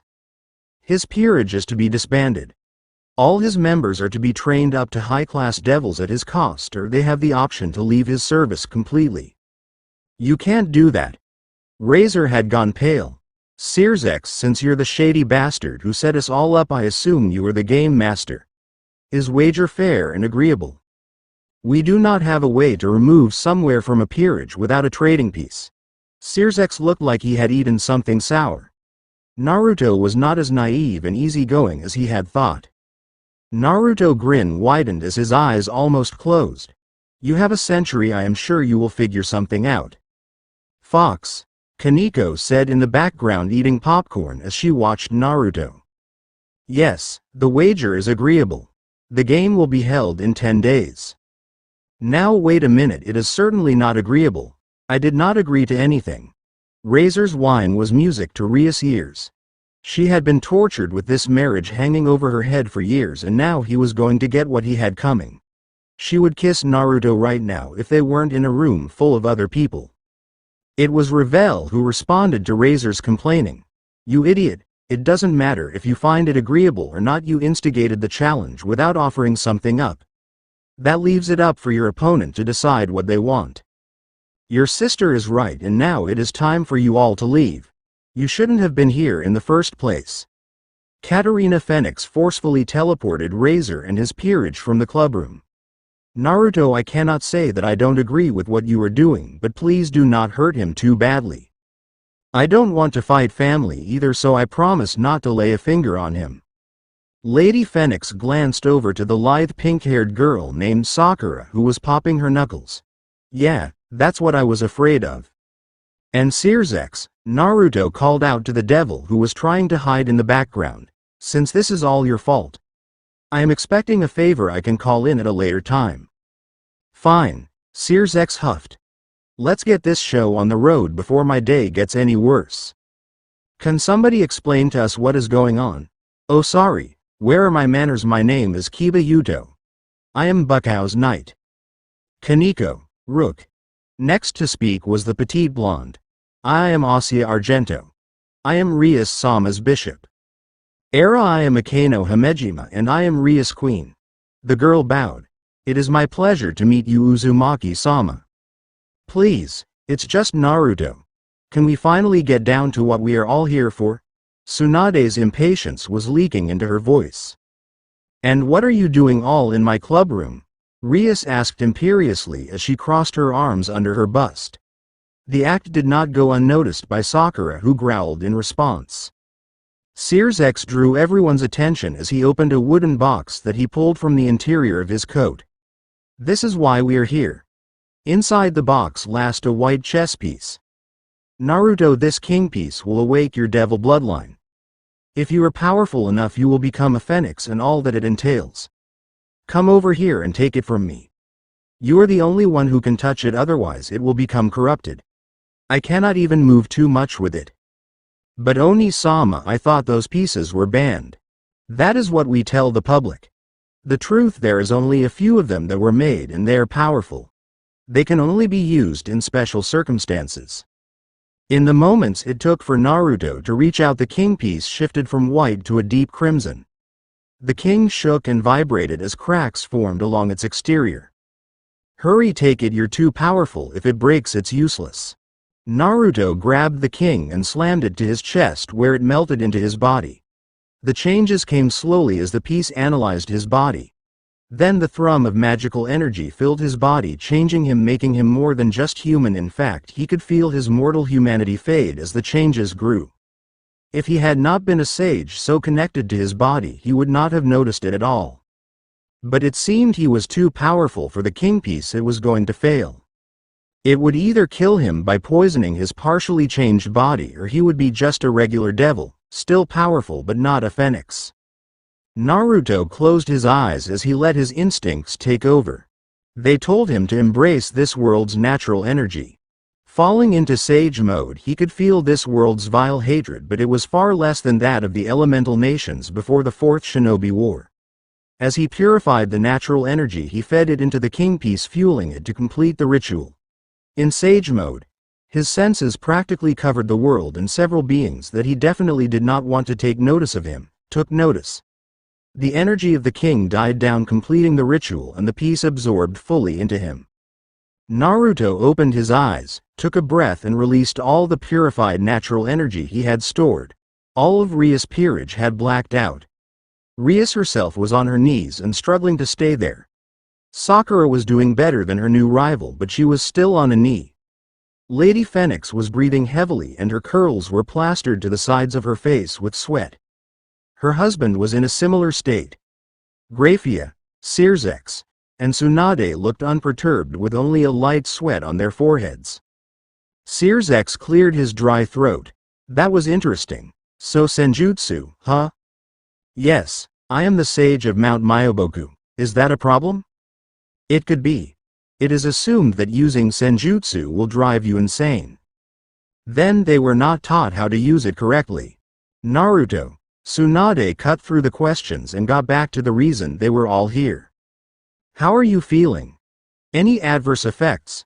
Tsunade's palm lid was green medical chakra as she placed it on his forehead. No, I feel great, like I would if I was in sage mode without the sensing aspects. She removed her hand from his forehead and nodded. That makes sense, your bones are stronger and your muscles and organs have been reinforced. There is also a new energy running through your body. Katarina Phenex had somehow cleaned herself up, not a single hair of hers was out of place. There is no doubt that you are powerful enough and deserve your own peerage. The box she held out to Naruto, deep red mahogany box. He took it in reverence, opening it to show the devil pieces inside. Naruto looked up to the two people who he had considered as family before the summoning. Su-chan, do you still want to be a part of my peerage? Do you even need to ask, Naruto? Of course I would. Is there any incantation I need to say? No, but many devils come up with their own, Sears X said with keen interest. He really had not expected Naruto to start his peerage today. Not that he doubted the boy's power, but that his friends would give up their humanity so easily. He apparently was not the only one who thought that. Just like that, you would give up your humanity? Lord Phenex asked. Tsunade's answer was prompt and direct, not looking away from Naruto. We're shinobi before we are human. Becoming a devil is just another tool in our arsenal. I also would not want Naruto to go on this journey alone. Naruto grabbed his queen, which began to redden as it mutated the closer it got to Tsunade. Su-chan, despite what the pieces represent. You are family, and in our family, we are all equal. Naruto placed the queen in the center of her bountiful chest where it absorbed the piece. After a few seconds, there was no visible change until Tsunade Genjutsu failed. Naruto had seen her once without the illusion, but she already looked younger than that. At first, she looked at least 40, but her age kept declining until she looked just as old as Naruto and Sakura. What the hell, was Tsunade's first response as she looked at her hands and produced a mirror to check herself out. Sorry we didn't inform you, but when devils reach their maturity their aging slows down exponentially. Katarina Phenex explained with a smirk. So you may have been whatever in human years, but to us, you are still a teenage child, and becoming a devil has reflected that. What? No one told me that. Naruto tried not to snicker at Tsunade's high girly voice. Be quiet or I will take away your sake. I believe my grandson still has one more peerage member. Tsunade did not seem to register that Lady Phenex spoke. She was too busy testing her body and analyzing the new energy that she has found within herself. She squeezed her fist. She was definitely stronger and her chakra capacity had increased. There was something else inside her that just seemed to snap into place. It had always been there but locked away. She opened her hand and forced that new chakra out. A small sapling grew from her palm until she pulled it back. She was pulled from her self-introspection as she saw Naruto approach her apprentice. Sakura stopped Naruto from speaking as he opened his mouth. Naruto, we have been teammates since we were 12 and that is not going to change. So yes, I will join you. Sakura gathered her courage and stood up on her tiptoes to kiss the corner of his mouth. Hurry up and do it already. Sakura smirked in Ria's direction. The girl had recovered since Naruto's awakening and was now feeling jealous as the pink-haired harlot kissed her fiancé. Rias was not vain, but the amount of power that Naruto had made her need a new pair of panties. Naruto was powerful and power was always attractive to devils. She was not going to jump him right now and she was still angry over being forced to marry, but he seemed nice and handsome, and did she mention powerful, so she was more than willing to get to know him better. At least she was not as bad as Akano, who was moaning Naruto's name while her body shuddered as she rubbed her legs together. The bishop that Naruto grabbed mutated, turning red as it neared Sakura. It absorbed into her chest, but there was no reaction. Naruto, hurry, she needs a second bishop. Katarina spoke in awe of the girl. Naruto immediately pushed a second mutated bishop into Sakura. The changes were immediate. Dark black wings exploded from her back. Sakura's lithe athletic build became even more so as her muscles firmed up. Though her hips and ass developed defined rounded curves, not that she was lacking in that department before. Power exploded outward from Sakura as she did not have the same experience as Tsunade or Naruto did in suppressing her power. Sakura felt like she could do anything. Her strength and chakra increased tenfold and her connection to her element, Earth, felt stronger than ever. As Sakura's power settled, Sirzex spoke, breaking the silent reverence of the girl. It seems that I must apologize. I had not known we would be welcoming 3 high-class devils into the fold. Otherwise, I would have brought 3 peerage sets. He could barely keep his happiness contained. A new group of powerful devils was always a good thing in his mind. It made them stronger as a species to bring in new blood, especially with the whispers of a new faction whose sole purpose is to end the peace between factions. The old devils could never understand that each and every new devil brought in new possibilities. They were untapped potential, and these 3 were the definition of that. They would unquestionably bring the Phenex clan to new heights. There is no need, Tsunade answered. Sakura and I have discussed it. We have no intention of starting our own peerage anytime soon or ever. As Naruto said, we are family, and that is not something set aside lightly. Sirzex gave a shallow nod. I understand. Many younger devils are too occupied with starting their own peerage for less than honorable reasons. He quickly glanced down at that down-drooling pawn. Naruto, come see me when you are ready to cash in your favor. Now I must get out of here before you squeeze more out of me. Sirzex and his maid vanished in their Gremory teleportation circle before Rias could give him a piece of her mind. She growled in frustration next time she was going to wring his neck.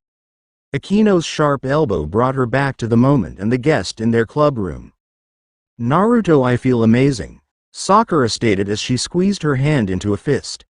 Thank you. I know I haven't always been the greatest friend, but to officially be a part of your family means a lot to me. Sakura-chan, he spoke through a heartfelt smile. You know you have been a part of my family for years. She drew closer to him, putting her hands on his chest. I know, even if I didn't deserve it.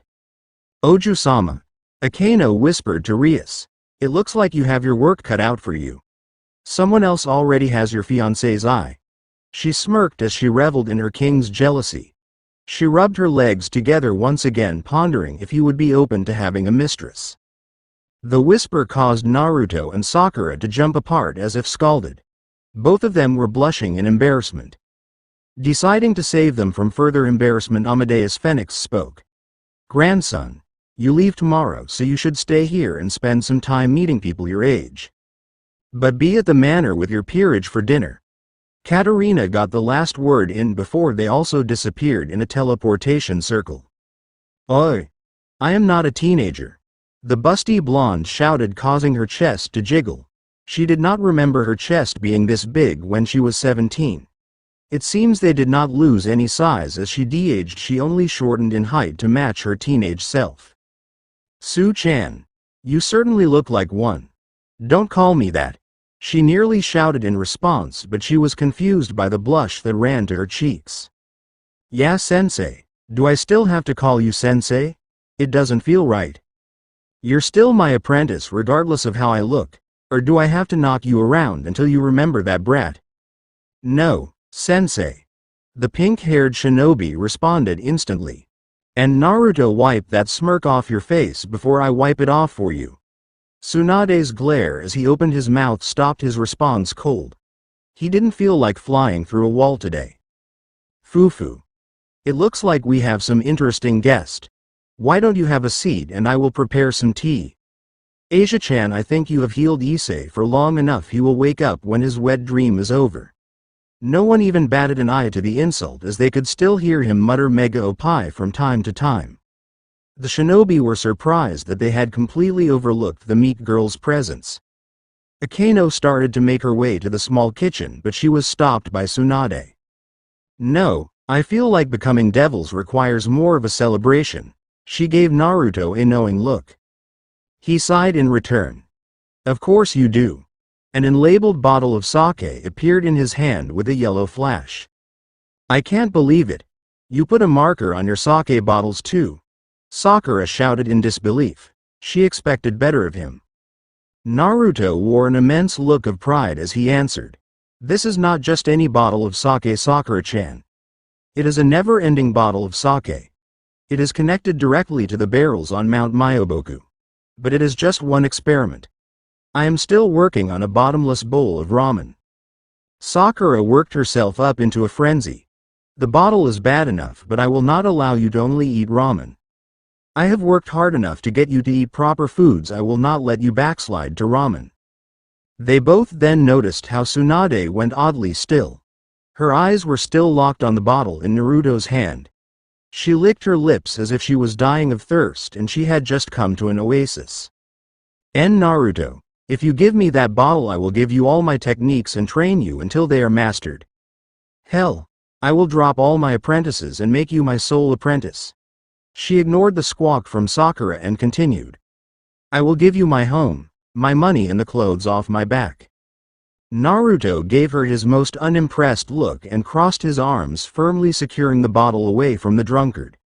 Sensei, you are already my teacher.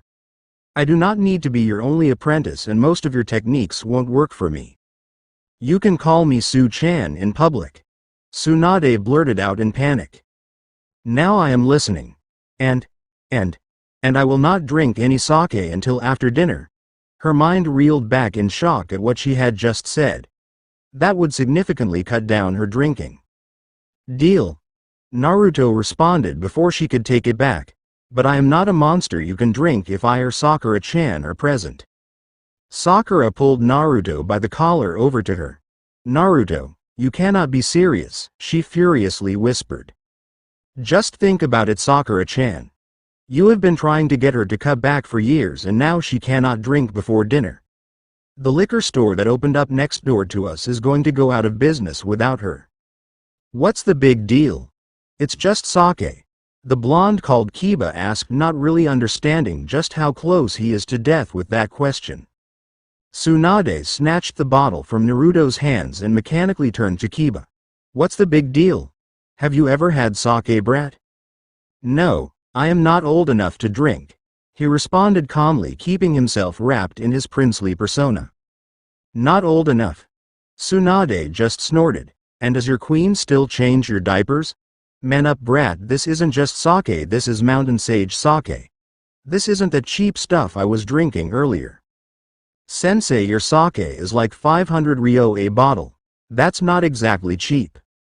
Tsunade ignored her student and sat down on the couch next to Kaneko with Naruto following her. Akeno-san, do you have some glasses? Let's all have a drink to celebrate.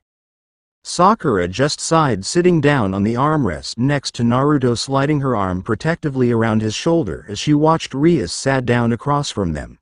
She smirked at the fact that the redhead was obviously upset that they had been ignoring her. Akeno set out cups and poured them all some sake before taking her place next to Rias. Tsunade grabbed her cup and held it up, looking at the others expectantly. Rias and her peerage, minus Ichiei, who was still passed out on the floor, grabbed the cup with a bit of hesitation. To family and new friends.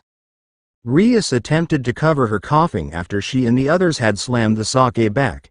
There had been a question on her mind since Naruto had been given his peerage pieces. Naruto-san, she said in the utmost seriousness she could convey. It seemed to have worked as the smiles dropped from the three guests' faces. The shinobi began to worry as Rias gave him a long, hard stare. Tsunade tensed and Sakura slowly moved her hand towards a hidden kunai. The tension was broken as Rias reached across the table to take Naruto's hands in her own. She practically had stars in her eyes as she asked, "Is it true? Are you really a shinobi?" Yeah, we all are. He responded in confusion. Tsunade seemed annoyed as she relaxed and continued drinking. Sakura, on the other hand, was staring at his and Rias' connected hands, still considering reaching for her kunai. Really? Tell me everything. The redhead sounded just like a child who wanted to play ninja after a day at the academy. Her peerage seemed to have expected the outburst. Kaneko was still eating, but this time as was Taiyaki. Akeno giggled as Kiba just shook his head.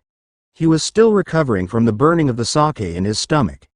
He turned to Akeno and whispered, "Ichiei has already lost, huh? He never had a chance if they're ninja." "Yep."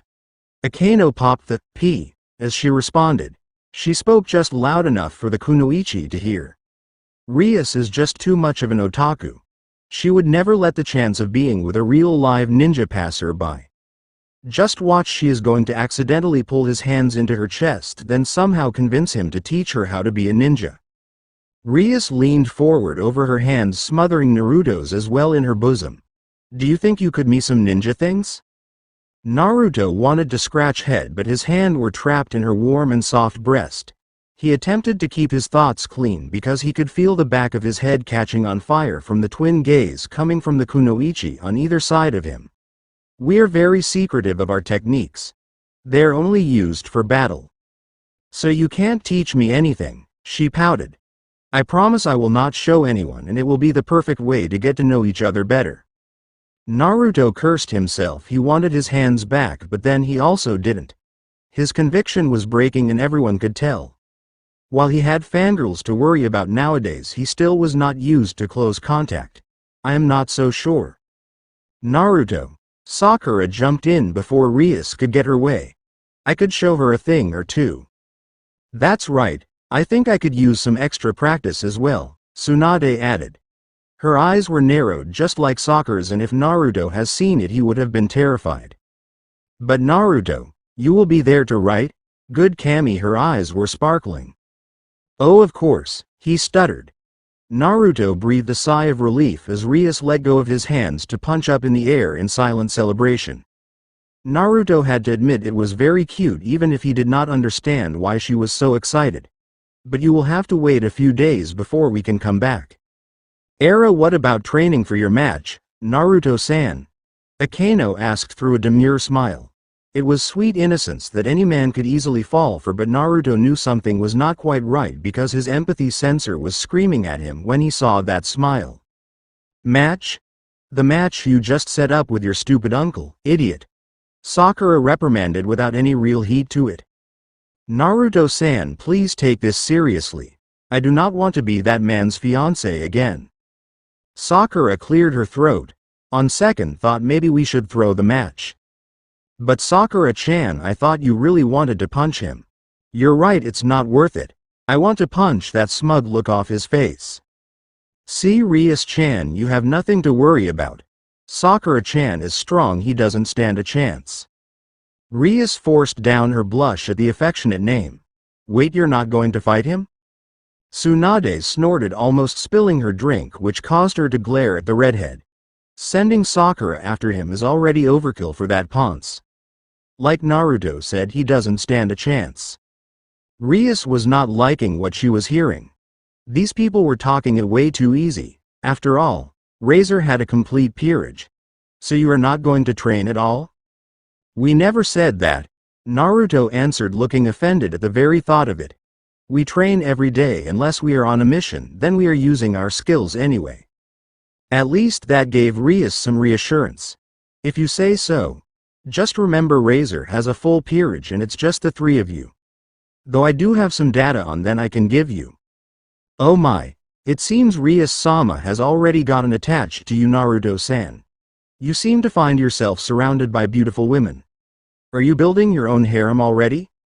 I know multiple wives is something that is acceptable in Devil Society, but never figured you for someone who would start one so quickly. Akeno had that damn smile that put Naruto on edge. Then it hit him who she reminded him of, but before he could confront her, an icy chill ran down his spine. Naruto, Sakura over-enunciated through clenched teeth. Is that why you wanted me to join? Sakura-chan, I didn't know anything about that. He jumped off the couch and started to back away as she stepped closer. Don't listen to her. She is just like the crazy snake lady. She gets off to others' misery. His back was against the wall now. Besides, you know I don't feel that way about you anymore. What? Her fury died instantly. Yeah, she is like crazy snake lady Anko, Naruto answered in ignorance. You can't believe what she says. She just wants to cause problems. Naruto looked away from a seemingly lost Sakura towards Akeno with a foxy grin. You want to see misery? I will show you misery. The look he gave her sent tingles down her spine and turned Akeno on in ways she never thought possible. She couldn't tell if she was scared at the prospect of Naruto's retaliation or excited by it. While she attempted not to rub her legs together at all the delicious thoughts of humiliation, Naruto had already slipped a seal on her. By tomorrow morning, the only sounds coming out of Akeno's mouth will be taunt and zoink. There were 3 standard questions Sakura asked every day since we became devils. Naruto, how's the arm? I trained all day and it's like new, colors back and everything. And any update on the Biju? No, they're still sleeping. That king piece did something to them, but I can't tell what. Whatever is happening, it's not hurting them. That was a crazy freak out when Naruto had noticed the first day after the change. So, are we going to recruit anyone else? Sakura said while she brushed the hair that had fallen in her eyes behind her left ear. She sat with her bare feet curled under her. There were several books on magic sprawled on the table that she had been going through. Sakura had thought that learning the complex devil magic would pique her interest. Instead, she found herself drawn to the esoteric magic of shamanism. Devil magic was too strict, too full of rules. It no longer felt like magic, instead it was a mathematics equation. Maybe in her school days that would have appealed to her. But now she decided if she was going to learn magic, it would be magical. What was more magical than traveling to the astral realm and forging a contract with a being beyond comprehension? Naruto did not understand what the big deal was.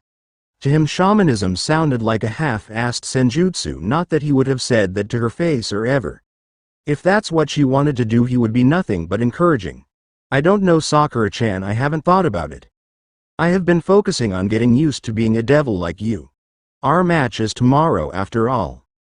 Well, Tsunade said as she laid out on the floor, too tired from working on her grandfather's jutsu to move much. I have been thinking about it. I would like one more so we have a full team. But there are not too many options and most everyone we know is tied to the village. It was an easy decision for me because I am mostly retired since Shizune handles the hospital.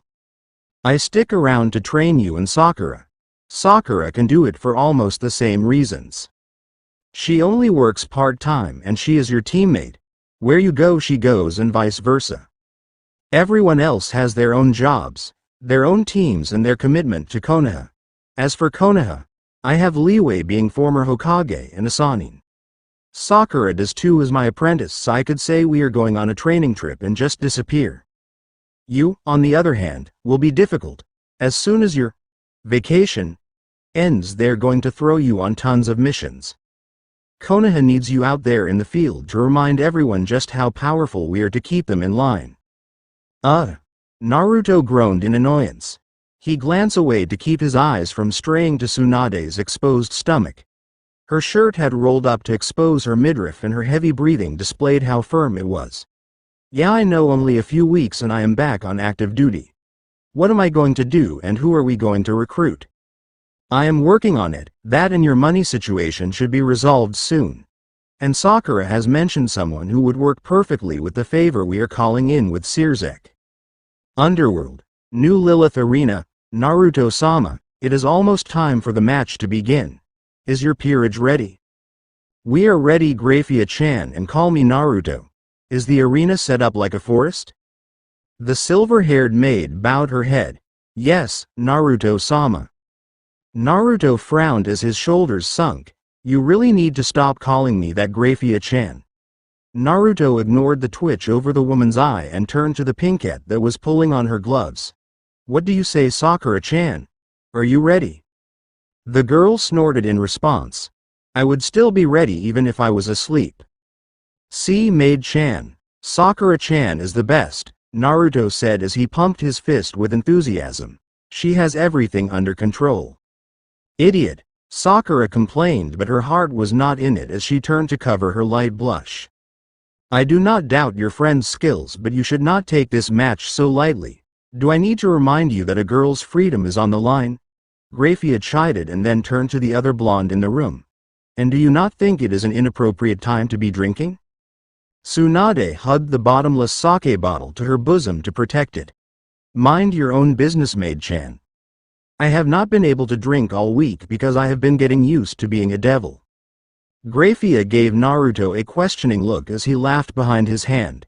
The first day back she forgot about her henge and ran into Lee, who immediately confessed his undying love for her. That would be bothersome, Graphia stated hesitantly. But why would this be a problem? Is the man unattractive? Sakura continued the explanation to clear up Graphia's confusion. He's not ugly per se, but he has a bowl cut, wears a green jumpsuit and has what looks to be caterpillars for eyebrows. He also has an obsession with being youthful and he is very enthusiastic about it. Yeah, Bushy Brow kept screaming at Su-chan to go on a youthful date with him. He also has a habit of declaring his love for every pretty girl that walks by, right, Sakura-chan? Whatever, Sakura said, attempting to not be flustered at the offhanded compliment. Lady Tsunade only got out of it by saying she was already dating someone else. Graphia's lips curved up in an amused smirk. Oh, and how did you keep up the ruse? She forced me to take her on a date to a sushi restaurant. It wasn't a date, brat, Tsunade defended as punched Naruto. Naruto gracefully dodged and pointed at the woman in question. You made me pay for your sushi. That's a date. I am worth it, was Tsunade's calm response as she took another drink. And it still was not a date. You made me blow a whole month's worth of my ramen savings. Huh. See, you care more about your ramen than it being a date. So then it was not a date. Hey, Naruto said as he crossed his arms in frustration. If it cost me a month's worth of ramen, it better be a date. Enough, Sakura ground out. She was tired of hearing about their date. It gave her an unwelcomed feeling in her stomach. One that reminded her of her rivalry with Ino. They have been arguing on and off about their date all week. And Lady Tsunade refused to go outside or even drink until she could change her henge so it would make her look older rather than younger. We all have been ripping doors off their hinges. I could not go to work because I could not explain how patient's cancer magically went into remission after I did some preliminary healing. Naruto gets giant wings of fire every time he gets into a good spar or has a taxing workout. I see. It can be difficult for powerful humans to adjust to becoming devils. No need to worry, Graphia-chan, we have it under control now. Graphia hummed in response. Since you are all ready, I must go make the match announcement. Good luck, the maid said before the ground beneath her lit up with a Gremory teleportation circle. Graphia reappeared next to Sirzek and the Phenex clan. Graphia, you are just in time to begin the match. Thank you for bringing Naruto-kun and his peerage to the arena. Of course, Lucifer-sama, Graphia answered as she gave a slight bow. Do you think they are prepared for the match? Sirzek asked with interest. They are very free-spirited. I fear that they are not taking this match very seriously. Shame, the eldest Phenex son said in a bored tone. I really wanted to see what my new nephew was capable of. Mother's bragging really got my hopes up. Quiet, Ruvel. I am sure my grandson has something planned. He was her favorite after all. A magic circle lit up beneath Naruto, Sakura and Tsunade, whisking them away to the forest battlefield that they requested. The trio tensed as Graphia's voice rang out from the sky. Welcome, all. I am a servant for the Gremory clan, Graphia. This battlefield was built according to Naruto's and Razor's advantages. The Uzumaki peerage requested a forest and we have provided one for this match. Both peerages have been transported to their respective bases on either side of the forest valley. The Uzumaki peerage has been placed in an open field. Razor's peerage has been placed in a replica of the Phenex family's vacation home. The match begins. Now. So, what's the plan? Naruto asked as he did some light stretching. There are 15 of them total, Tsunade responded as she looked out into the forest in concentration. 2 groups of 6 are heading out in different directions, while it looks like Razor and his queen are staying behind. Sakura cracked her knuckles. Naruto, we will handle them. Sakura cracked her knuckles, then pointed to the sky. You should go get to know your aunt. Naruto followed Sakura's hand to where she pointed. Revel was in the sky above the valley with her wings of fire holding her aloft. Sounds good. Don't hurt them too badly. Naruto watched the 2 women disappear in a swirl of leaves before his fiery wings unfurled from his back. He shot into the sky, appearing behind Revel almost instantaneously. Naruto took a moment to watch her issue commands to the peerage before he draped his arm over her. You look cute when you were all serious, Auntie-chan. What? Get off me, you fiend! She shouted as she attempted to push Naruto away. But Revel-chan, you really shouldn't be out here in the open during a fight. It's dangerous. Whose fault is that? You had to request this stupid forest. None of my surveillance magic works with all these damn trees in the way.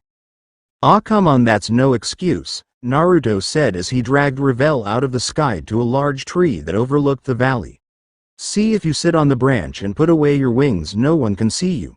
Now sit, let's watch the match. Revel growled as she sat next to the feral beast. But I need to tell them where to go. Go ahead, I am not stopping you.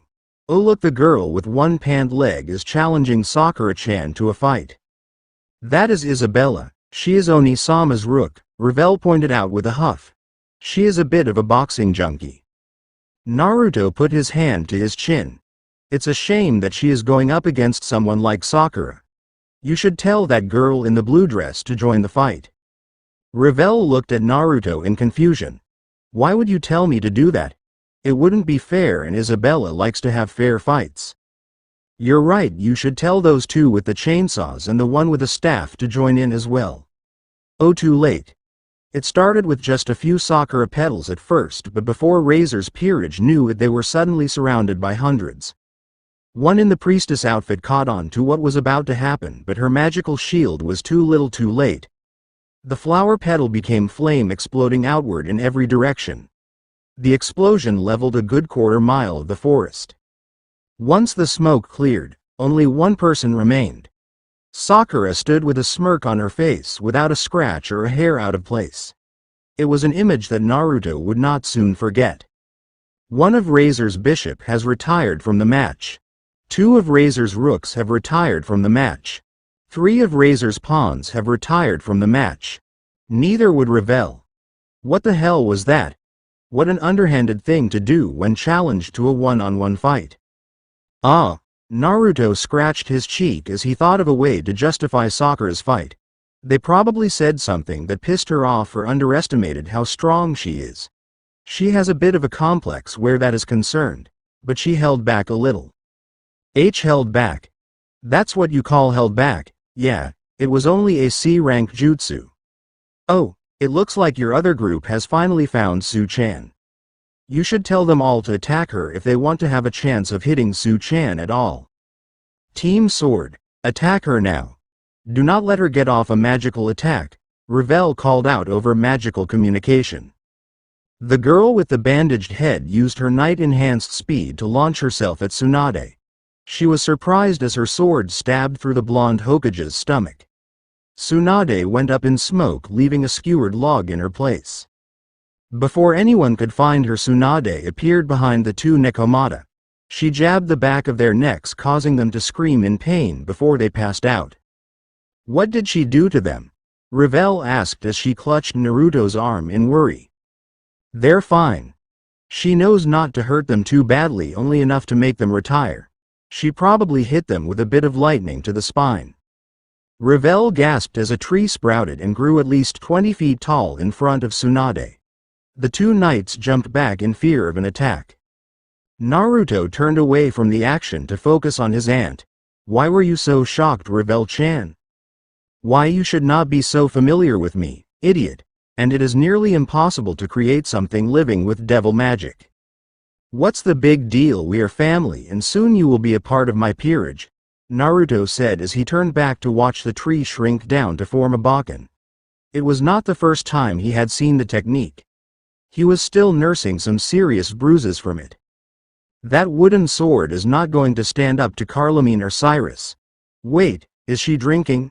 Revel asked incredulously. The 2 maid pawns dashed at their full speed towards Tsunade. She sidestepped their sloppy attacks while chugging sake. The former Hokage then ducked a slash from the large Zweihander sword. Cyrus suddenly coughed up blood as Tsunade buried the butt of her bakken in the girl's guts. She disappeared in a shower of light. One of Razor's knights has retired. Tsunade twisted around to crack the 2 attacking pawns in the head, retiring them as well. That only left the knight. Carlomine lit her sword aflame and charged Tsunade in anger. She blocked the slash and the next few strikes with ease. Not once did the attacks even stop her from taking a drink of sake. Carlomine screamed, putting all her strength in her next cut. The knight found herself overextending as her enemy disappeared before the sword could even hit. Tsunade made the girl pay for the error. The former Hokage smacked Carlomine in the head with the flat side of the bakken. The poor knight crumpled to the ground before vanishing in a ray of light. Razor's knight has retired. Your 2 servants. Teammates, Naruto corrected. Revel licked her all too suddenly dry lips. Your 2 teammates destroyed Onisama's peerage like it was nothing. Naruto just shrugged like it had been completely obvious to begin with. His eyes narrowed as Razor's queen decided to show herself. A magic circle appeared under Tsunade, who just body flickered out of it. An explosion a few degrees larger than an explosive tag went off where she had stood. Hoo-hoo. Confidence filled Revel's laugh. Impressed? I admit I was worried, but Onisama's queen is very strong. Is magic always that slow? Naruto frowned as he asked. It can be slow. Revel pushed up her non-existent glasses and went into her prim and proper teacher mode. Most devil magic requires activation circles unless it is a part of family magic. Like the Phenex family has a natural aptitude for fire and wind magic. So low to mid-level spells of those elements do not require an activation circle. Really? You're so awesome, Revel-chan, Naruto exclaimed as he pulled the blushing girl into a hug. Can you teach me some of the Phenex magic sometime? If I must, Revel mumbled into Naruto's chest. Revel pushed away from him, attempting to try not to revel in just how firm Naruto felt. Razor's queen has retired. What the hell? Revel asked in shock. The entirety of Razor's peerage was gone except her. Revel gulped and turned in fear towards Naruto, only to see him smiling down at her. Are we going to fight now? Ah, Revel-chan, I could never hurt my pretty little auntie. Revel's heart was hammering in her ears. Her mind going over the fact that he thinks she is pretty. Really? Of course, I will just knock you out. You won't even feel a thing, or you could choose to retire. Before she could respond, the two of them were interrupted by a fireball. Naruto grabbed a completely unaware Revel and flew into the sky before the fireball burned down the tree. Hey, you could have hurt Revel-chan. The girl clung to Naruto as he carried her like a princess. Stupid Oni-sama, she mumbled into Naruto's chest over and over. She had no idea if she was talking about Naruto or Razor. Huh. That fire would not hurt her, she is a Phenex. Unlike you, you low-class trash. Now let go of my sister before you sully her further. No, she is holding on to me quite tightly. She will be a part of my team soon anyway. You think half-breed scum like you has a chance against me, a high-class Phenex? I admit your servants are strong, but they are not here. They cannot save you. Maybe once I have defeated you I will take them from you. Even that flat-boyish one. I will make sure to break her in before I toss her back to you. I am not a monster after all. You talk a lot when you should be more aware of your surroundings. How dare you? Behind you. Naruto cut off his uncle's rant. Like I would fall for that, Razor said before he heard the words that would haunt his dreams for years to come. Shanaru. Sakura's glowing green fist smashed into Razor's back. The devil rocketed into the ground despite his wings and magic. When the dirt settled, Razor's mangled body was at the bottom of the newly created pit. Flat am I? I will show you flat. A furious Sakura dove down into the pit. Quakes and angry shouting followed afterward. Revel-chan, you shouldn't see this. Naruto pressed a pressure point on the side of her neck, causing her to fall asleep. Razor's bishop has retired. Sakura leapt out of the hole looking very satisfied and refreshed. Naruto landed next to the rejuvenated girl. Feeling better, Sakura-chan? I know you have been stressed this week. The pinkette flashed him a brilliant smile. Yeah, I really needed that. It's just a shame he did not put up much of a fight. You did not give him much of a chance. Tsunade mused as she walked up to her two students. It wouldn't have mattered if she did, it would have ended the same and just as quickly. You did great, Sakura-chan. I am sorry, Sakura said as she grabbed Naruto's hand. Naruto gave her a confused look. For what? I shouldn't have let him say all those awful things to you. I just thought I would wait in case you wanted to try to talk to him first. It's alright, Sakura-chan. I know his type, you have to smack him around first before you will ever listen. Sakura pulled up the remaining courage she had from the high of victory. Still, let me make it up to you. How about we go have some ramen when we get home? My treat, just try not to eat through my entire savings. I would love to, Sakura-chan, Naruto affirmed as he turned away to hide the hope he clearly felt. It's a date then.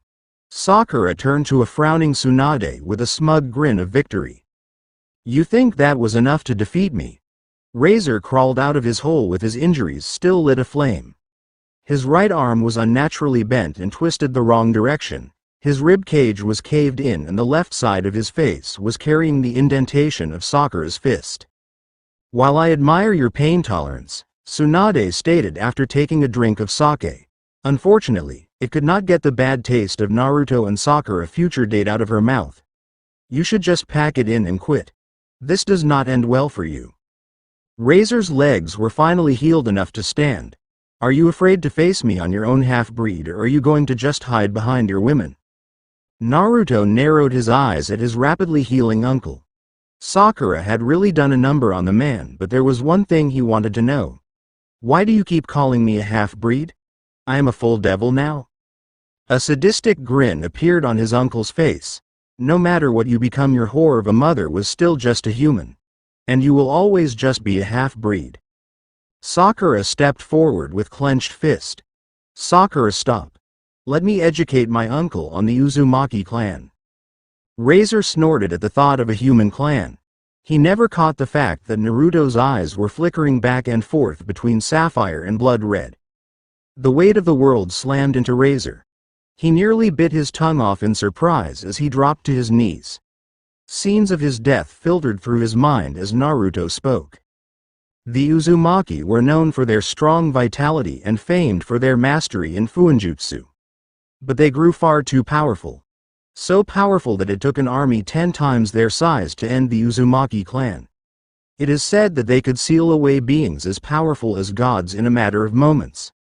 So when you call me a half-breed, I will wear this as a badge of honor because I will always be proud of my Uzumaki heritage. The hair on the back of Razor's neck stood on end. Chains extending from Naruto's back rattled as they wound their way around Razor's torso. The flames healing his injuries snuffed out, leaving a broken arm and a heavily bruised face. Naruto dropped the killing intent that came with Biju Chakra. He stood over the kneeling, broken and bloody Razor Phenex. These chains are Uzumaki sealing chains, and I inherited them from my human mother. Do you know why they are called sealing chains? You should be able to feel it. They suppress any and all abilities you have. The man's eyes widened and he tried to break free. Struggle all you want, these chains have contained things far stronger than you.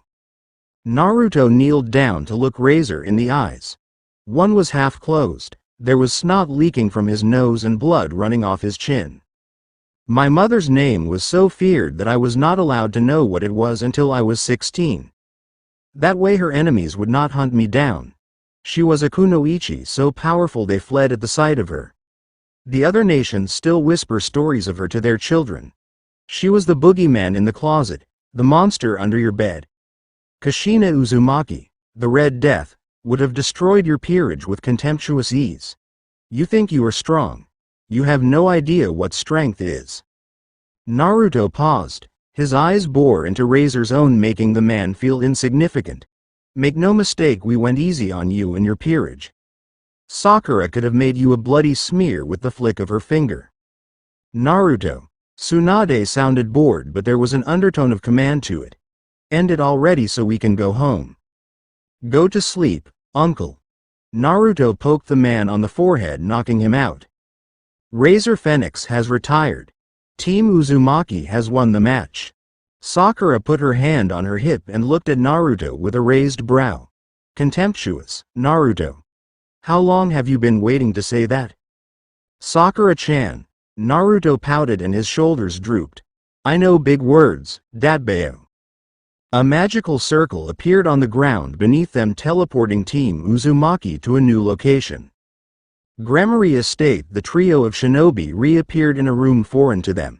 It was a lounge room with a grand fireplace filled to the brim with sofas and armchairs. The walls were covered in a crimson tapestry depicting scenes of humanity working together with devil kind. All in all, the room was quite inviting and warm. Rias, her queen, and Katarina Phenex sat chatting with a woman who looked to be Rias's brown-haired twin. Ravel was in an armchair good distance away from them. She was the only one to notice their arrival, but she decidedly kept her attention away from them. Her cheeks were flushed red, which Naruto thought was due to her close proximity to the fire. The last group consisted of Amadeus, Sirzek, and another man who was a mirror image of Sirzek. They were in a serious hushed discussion. The man did not look thrilled with the result of the match and seemed to be letting Sirzek and Amadeus know it. Graphia cleared her throat, drawing the attention of everyone in the room. I present the winners of today's rating match, Team Uzumaki. Hey, Naruto said with a short wave, causing Sakura to groan in annoyance. It only made the man who disliked the result of match frown harder. Even Surzek had a look of disappointment before it was replaced with a smile. The atmosphere of the room was weird and it did not escape the notice of any on Team Uzumaki. Rias rushed towards Naruto but a cough stopped her in her tracks before she could wrap her arms around him.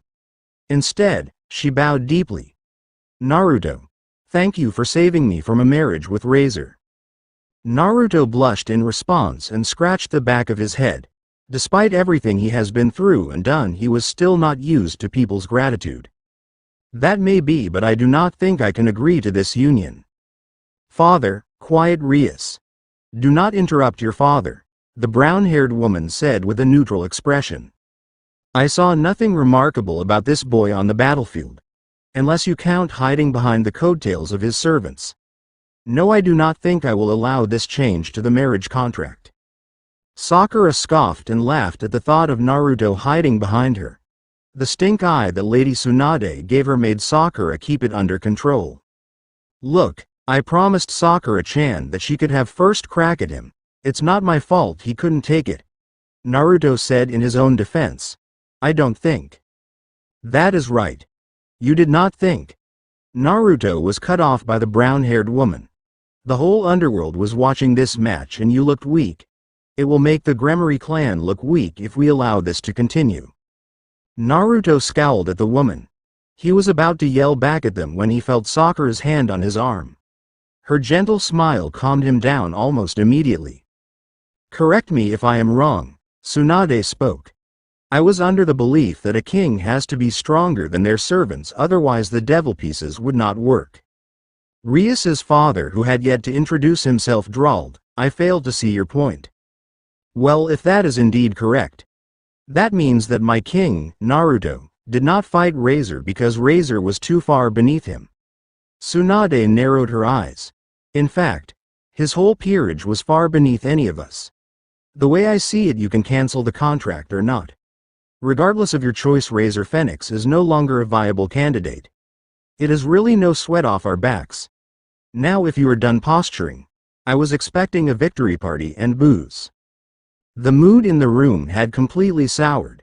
The Phenex family sat stoic in disapproval of their friend's attitude. Katarina rose from her seat.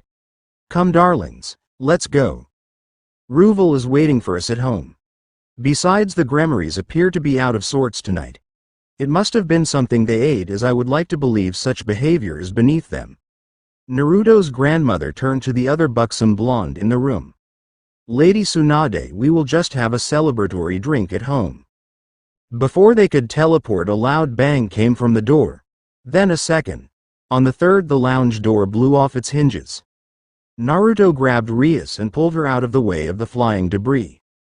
An average-looking brown-haired boy entered the room. His eyes landed on Naruto, clutching Rias firmly into his and the blush on her cheeks. Buckow's virginity belongs to me. Wah! Was the dumbfounded response from the youngest Phenex in the room. Issei!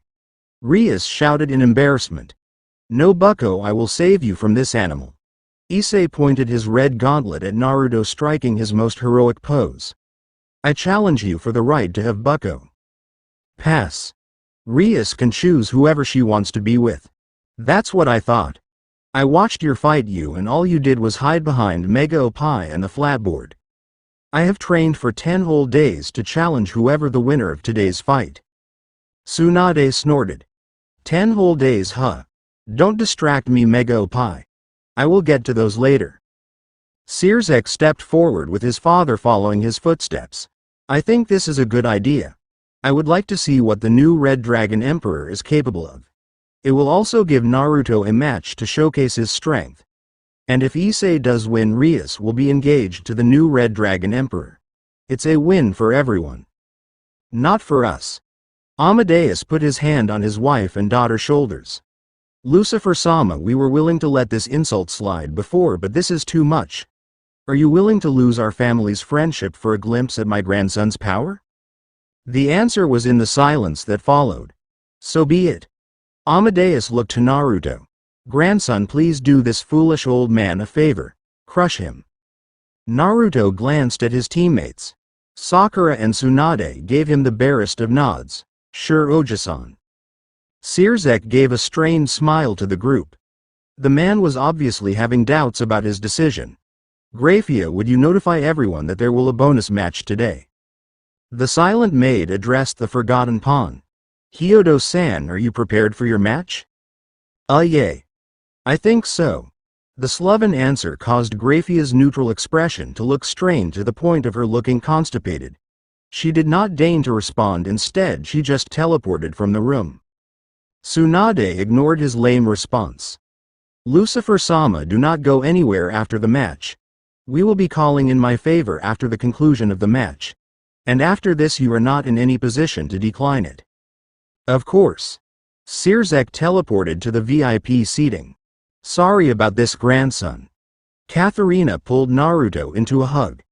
The Phenex pride could only take so much and Zeoticus couldn't keep his mouth shut the entire match. At least once you win it should stop others from issuing a challenge. Cat, we should go too. Give the kids a few minutes to themselves. Naruto's grandparents left to go to their seats. Man, what was their problem? Everyone was so tense. Who were they anyway? Issei asked now that the room was cleared of adults. Idiot. Akeno smacked Issei on the back of the head. She rolled her eyes at him as he clutched his head in pain. Those were Rias-sama and Revel-sama's parents. And your little stunt may have ended an alliance that has lasted a millennia. Akeno grabbed him by the ear and pulled over to the corner of the room for a scolding. Naruto. Rias grabbed his hands and brought them to her chest. Don't judge my parents too harshly. They really wanted my marriage to Razor to happen. They wanted to bind our clans together. Then why were they still upset with me? I am still from the Phenex clan. And why are they okay with the overgrown lizard over there? Because you are an unknown quantity. As for the Red Dragon Emperor's vessel, the dragon will not allow him to be weak. So even if he never trained, the dragon would still improve his body. Revel pulled Naruto's hands out of Rias's grasp. This fight was going to show how strong the Gremory clan would be after the marriage. Instead, your team ripped us apart easily and you hardly lifted a finger to do it. So in the end it made you and my Oni-sama look really weak. Making the Gremory's future look weak. Naruto finished as he caught on to Revel-chan's logic. Sakura grunted, damn politics. We were here for a fight, not a damn show. She stared down at the connected hands. She yanked him free of the younger blonde. Naruto, it's not your fault. We did not know they would have you on display for the whole underworld. If it was just the underworld it would not be such a problem. Rias stated. Oni-sama wanted it to be seen by all the realms to show off the strong young generation. It's no wonder he wants another match to hopefully redeem the devil youth. But the jerk was so weak. Sakura pointed out what she thought was the most obvious flaw in the plan. Believe it or not, but Razor Oni is one of the strongest high-rank devil in the rating games right now. So Auntie, what did you think of the match? Don't call me that, Revel huffed. It was too far one-sided to judge. At least that is what I would say if I watched from the sidelines. But as someone who was in the match, you guys are stupid strong. Way too strong for your age. I almost feel sorry for the Red Dragon Emperor's vessel. He doesn't know what he got himself into. Naruto. Tsunade said to grab his attention. Sensei? Remember, we are not here for a show. Do whatever you need to win, but try not to show too much of your capabilities. Hi. Tsunade smirked at Sakura as she pulled Naruto into a smothering hug and kissed him on the cheek. Good luck, Gaki, even if I doubt that you will need it. And remember, we still want to keep our abilities under wraps. I don't care if this is supposed to be a show. Sakura and Rias silently fumed at the stupid grin on Naruto's face. But before either of them could rescue Naruto from the big-breasted drunk, they were interrupted by an announcement. Thank you all for remaining. I am a servant for the Gremory clan, Grafia. We with the Gremory clan are excited to present to you a bonus match. The match will be a one-on-one fight to submission or knockout between Issei Hyodo, the current Red Dragon Emperor, and Naruto Uzumaki, the youngest male of the Phenex clan. This is an epic battle of dragon versus Phoenix. The winner will gain the right to marry Rias Gremory, heir to the Gremory clan. The match begins. now. Naruto appeared at the far end of an old castle courtyard. It looked a lot like the medieval castles that he found in the history books from the Phenex library. Across from him 100 feet away stood the unremarkable Red Dragon Emperor. The boy put his fist forward. I am a freshman in the occult club, Hyodo Issei. Bucko Rias Grammary belongs to me. At that moment Naruto had PTSD flashbacks of a screaming blonde-haired boy announcing to everyone who would listen that he would become Hokage. He laughed awkwardly and scratched his cheek. Naruto Uzumaki, number 1 unpredictable ninja. Datbeo. Naruto clamped his mouth shut and cursed himself for falling into the lizard boy's flow. He could almost hear Sakura snickering in his mind. He had tried so hard to break himself of the habit of using his vocal tick. Bucko, I will end this in 10 seconds, oi. Don't you think you are underestimating me? Issei charged forward running at the speed of an average ungifted person. Bucko, I request promotion. Granted. Rias's voice echoed over the battlefield. What the hell? Whose side are you on? Naruto screamed out in annoyance. Do want to be owned by a perv? Promotion. Queen. Issei's speed doubled instantly. For Bucko, I would destroy God himself. I will be the strongest pawn. Shine forth. Over booster, Welsh dragon over booster. A bright green light surrounded Issei until it solidified into red draconic armor. This is the low-class power of Balance Breaker, boosted gear scale male. There was a murmur of disbelief from the broadcast booth. Naruto could feel the increase in the lizard boy's power. The armor itself was pumping out Jonin levels of power, but the boy inside was still low genin at best. It was obvious to him that both could improve with time and effort. It was unfortunate that Issei did not strike him as the hard-working type. But compared to Lee, who is? Issei leapt into the air, his clawed hands arcing with green lightning. He brought them together to form an orb the size of an Odama Rasengan and fired it. 10. Time to stop daydreaming. Naruto combined his magic and chakra and circulated it around his hand. He back-fisted the hot pink orb into a castle wall. The red dragon appeared from the smoke. I got you now. Naruto sidestepped the haphazard punch. It's about damn time you got here, I was getting bored. Naruto spun kicking Issei in the ribs, sending him into a tower, destroying it. 9. The red armored dragon launched himself out of the tower. Too many watching, it only looked like a green streak of light. In an instant he was on Naruto. Unfortunately, Issei's punch was far overextended. It was a good chance for Naruto to test out his training in the Uzumaki fighting style. It was a style based on fighting multiple opponents at once. It focused on redirecting their energy and using it against them. And Lizard Boy was throwing his energy all over the place. Naruto guided Issei's punch off the line of attack and sent him back into the fallen tower. 8. Oi. Lizard Boy power and speed is useless if you don't have the training to know how to use it. Naruto still had not left the spot he had started from. Issei struggled to pull himself out of the rubble. He was feeling a little dizzy from being spun around. This is harder than I thought. But I will not fail. I will bring Bucko back. 7. I assume that countdown means something. So you'd better hurry up before you're out of time. Naruto said with a good-natured smile. This spar wasn't much fun, but he had to give it to Lizard Boy for trying.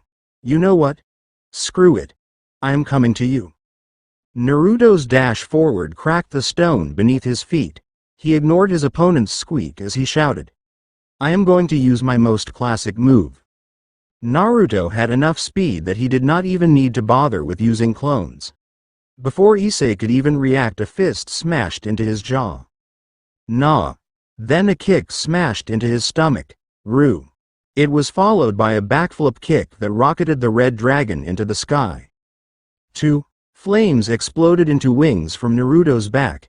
He rocketed after his red-armored opponent, passing in the sky. Uzumaki barrage. He flipped into a hammer kick, sending Issei back down to earth. 6. There was no movement in the crater. Naruto worried that maybe he had been too hard on the kid. 5. He landed next to the crater. Hey, "Lizard boy, you alright in there?" The only answer Naruto got was a shout. Dragon Lance. A pink beam of energy shot out of the smoke, causing Naruto to roll out of the way. The beam crashed through the castle wall and decimated a peak of a mountain in the background. 3. I am not done yet. Bucko is mine. Naruto sighed at the terrible punch, but there was something about it that made the hair stand on the back of his neck. Naruto caught the offending arm at the wrist. There dangling from his hand was a silver cross. One that would have caused a ton of pain to a high-class devil. Ichiei, how can you even hold that without pain? My bishop used to be a nun. I borrowed it from her. But it would still hurt a devil. Wait. You sacrificed your arm to the red dragon for power, didn't you? Naruto said in disgust. Naruto could feel it. The energy coming from the appendage did not feel like the boy's at all. It was the same as the armor. The same as the dragon in Issei's boosted gear. Naruto knew the true costs for gaining instant power. 2. That's right. If I have a dragon arm, a devil's weakness won't apply to me. Are you crazy? You can never go back and you will always want more power. What's next, Ichiei? A leg? Your brain? Your heart? Your soul? Don't go down this path. It will only lead to pain. I know that. But I will do whatever it takes to get Bucko back, to make her mine. Naruto tossed the boy back into rubble. 1. It's over, Ichiei. Rias Gremory is a person, not an object. She does not belong to you or me. I will not stop. I will do whatever it takes. The red dragon proclaimed with one last surge of energy. Dream Finger. Count over. The energy that Ichiei had been building sputtered out, causing the boy to land on his face. Naruto knelt down to Red Dragon. Look, Ichiei, you put up a good fight despite your lack of training, but I think it is time to call it quits. No, I will never give up. The Red Dragon pulled a vial from his school jacket and removed the top with his teeth. He swung the vial with abandon, splashing the liquid on Naruto's face and arms. Ouch! Was the last thing Naruto said before leaving nothing but smoke behind. Ichiei rolled over to sit on his butt. I did it, he said with a goofy grin on his face. I won. Bucko is mine again. Issei's musings were interrupted by a slow clap. Congratulations, you defeated my shadow clone. Naruto emerged from a shadowy corner. He reveled in the fact he could finally give a villain clone speech. You surprised me by defeating my clone, but they only contain 1/10 of my strength. Now you should understand just how impossible this fight was for you. Ichiei tried to stand, but his legs gave out. He simply just did not have any more energy. No, I can't give up. Because Rias belongs to you? Naruto shook his head in frustration. You know, I read about dragons a few weeks ago. They sounded so cool, so I had to know more, even though I am a bit partial to foxes. There is one thing that all dragons have in common. They all have to have a hoard, whether it's gold, jewels, or soft plushies. I mean, it could be anything. One even liked to collect donuts, not even to eat. It would gather them up by the thousands, let them go bad, then go out into the human world and get more. At this point, Naruto noticed the strange look that the lizard boy was giving him. Anyways, what I am trying to say is that you seem to be doing the same thing. I heard you want to be harem king. That's right. Ichiei shouted with pride. That's the thing, women are not treasures to be hoarded away. They're people. You can't own them. But I will treat them right. Naruto shook his head before he looked at his forearm as if he was wearing a watch. Welp, time to go. But let me do you one last favor before I end the match. What favor? Ichiei said before a bright golden flame lit over Naruto's palm. A solid black bar grew from the fire. It was the deepest black that Ichiei had ever seen. It was what he imagined deep space looked like from a spaceship. There are always consequences to instant power, and I am not going to let you hurt the ones I care about. Naruto swung the truth-seeking rod into the red gauntlet, shattering it. The pain for Ichiei was unimaginable, and it was twofold for the red dragon locked away in the boosted gear. He blacked out to the howling screams of the dragon. Naruto dismissed the truth-seeking bar and ran his hand through his hair. He really wished the fight had not gone that far. The gleaming silver chain caught his eye. I wonder if he even told his friend he would use it for a weapon. Without thinking, Naruto snatched it up from the ground. It sizzled in his hand, making it itch. It's over. Can you make the announcement? Winner of the match is Naruto Uzumaki of the Phenex clan. This time Naruto appeared in the VIP box seating area. Ichiei had appeared next to him but was already being looked over by medical professionals. Rias and her peerage had rushed over to him as well. Except for Kaneko-chan, who was still in her seat munching on some dorayaki. Issei-san, are you alright? I will heal you? The short blonde's hand lit up with green light. Naruto. What did you do to him? Will my cute Kohai be alright? Rias asked as she looked over Ichiei with concern. Yeah, he just needs some rest since I drove the dragon energy from his arm. Naruto looked around the room. Tsunade was in a heated conversation with Searzek, Rias's parents, the Phenegs and a few others. Sakura waved him over to her. She was standing in the corner with Revel and a brunette with lovely violet eyes. Hey Sakura-chan, no congrats for my win? Naruto asked as he reached them. She snorted in response. Like there was ever any doubt. Anyway, good job on holding back. I doubt they learned much from you have clones. Congrats, Naruto-san. What do I call you? I don't like it when you call me auntie and I don't want to call you nephew. Revel stood there awkwardly. It was weird having a nephew 2 or 3 years older than her. Especially one that is so handsome. Grrrk. She meant to think he was so feral looking, like he could just ravish her at any moment and there was nothing she could do about. No, that's not what meant. She meant that he was so strong that he could just take her. Sakura caught on to Revel, becoming more and more flustered. You could just call him Oni-chan. Revel reddened as if she was overheating. Naruto knew she had a strong control over the fire element, but the smoke coming from her ears was impressive. A fox-like grin spread across his face as he leaned forward closer to Revel. You could call me Oni-chan if you want, and I can call Imoto-chan. Oh, Oni-cch-san. No, I will call you Oni-san. Sure thing, Imoto-chan. Naruto said as he messed up her hair. Don't call me that. A cleared throat brought everyone back to reality. The violet-eyed girl was blushing at the conversation she had interrupted. This was no place for flirting. She bowed to Naruto. Congratulations, Uzumaki-san. I am Sona Citri of the Citri clan. Naruto waved his hand as if to dispel the stiffness of the introduction. Mama. I don't care much for formality, Sona-chan. You can call me Naruto. Sona's eye twitched in response.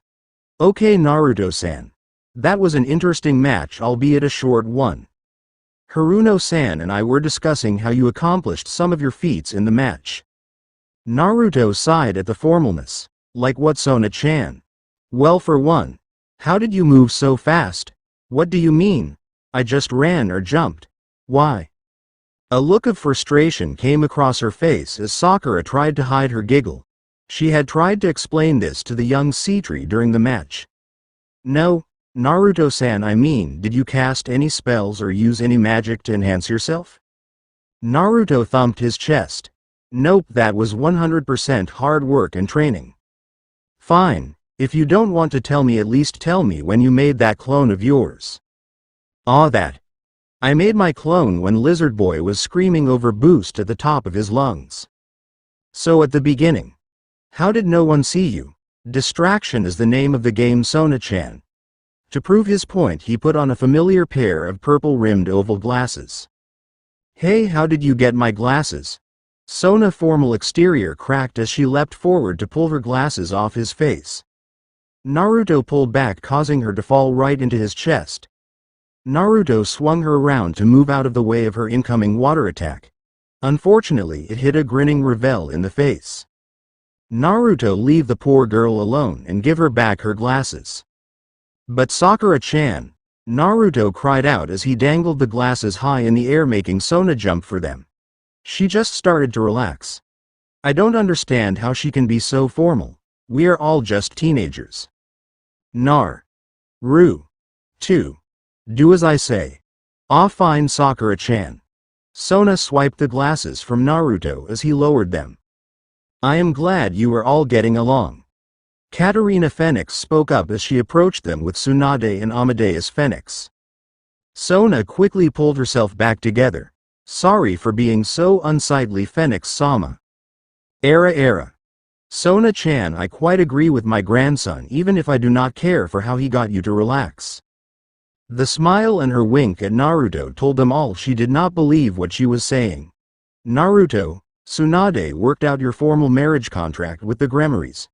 They pushed for the marriage to happen when Rias graduated from high school. But Tsunade was insistent that we follow the original contract. So you will be required to marry once she graduates college. Also, the contract will be considered null and void if you both want to cancel the marriage. That's not so bad. Sakura wished they would have just cancelled it altogether, but at least there was a way out for Naruto. How long until she graduates? This time it was Sona that answered. At Rias's pace she will be done in 4 years. If she tries harder, possibly 3. 3 years at most, Sakura mumbled. That gives me time, but he is still a bit of a dunce. Sakura-chan, you say something. Nope. I mean, Lady Phenex, why is a good thing we are all getting along? There was a sly smile on the elder Phenex's faces that made Naruto uncomfortable, because you will all be going to high school together. What? But I already finished school. Suck it up, Gaki. They're making me go too. Tsunade grumbled before she chugged from her never-ending sake bottle. She wiped her mouth with the back of her hand. At least I made them agree to let us send shadow clones in our place. Lady Phenex tutted, not every time, but when you have other places to be it's fine. As you know, Sirzek is familiar with your circumstances. Naruto's shoulders dropped. Do I really have to? I was always dead last in school. I really don't want to go through that again. Naruto. Sakura glanced at Sona, deciding what she should say. There were reasons for that, and most of them were out of your control. This might be a good chance to show everyone, including yourself, how much you have changed.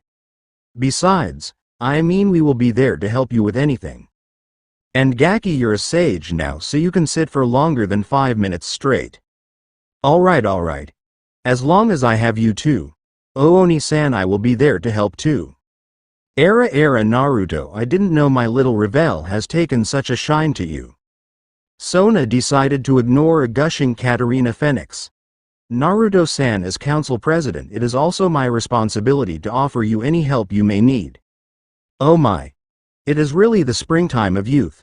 Maybe I should go back to school too. What do you say, Naruto? Would you let me be one of your girls? Katarina, Amadeus Phenex said with a sly smile. Where do I fit in this lovely picture you are painting? Amadeus the First didn't see you there. Is that right?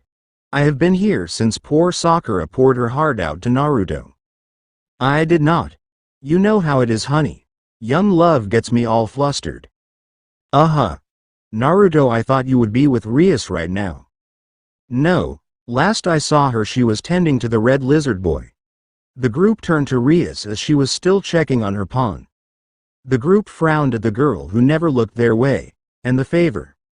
I believe your queen handled it, though I doubt Lucifer-sama is happy about it. Speak of the devil. Sirzek strolled up to the group with a confident and easygoing smile. What are we looking at?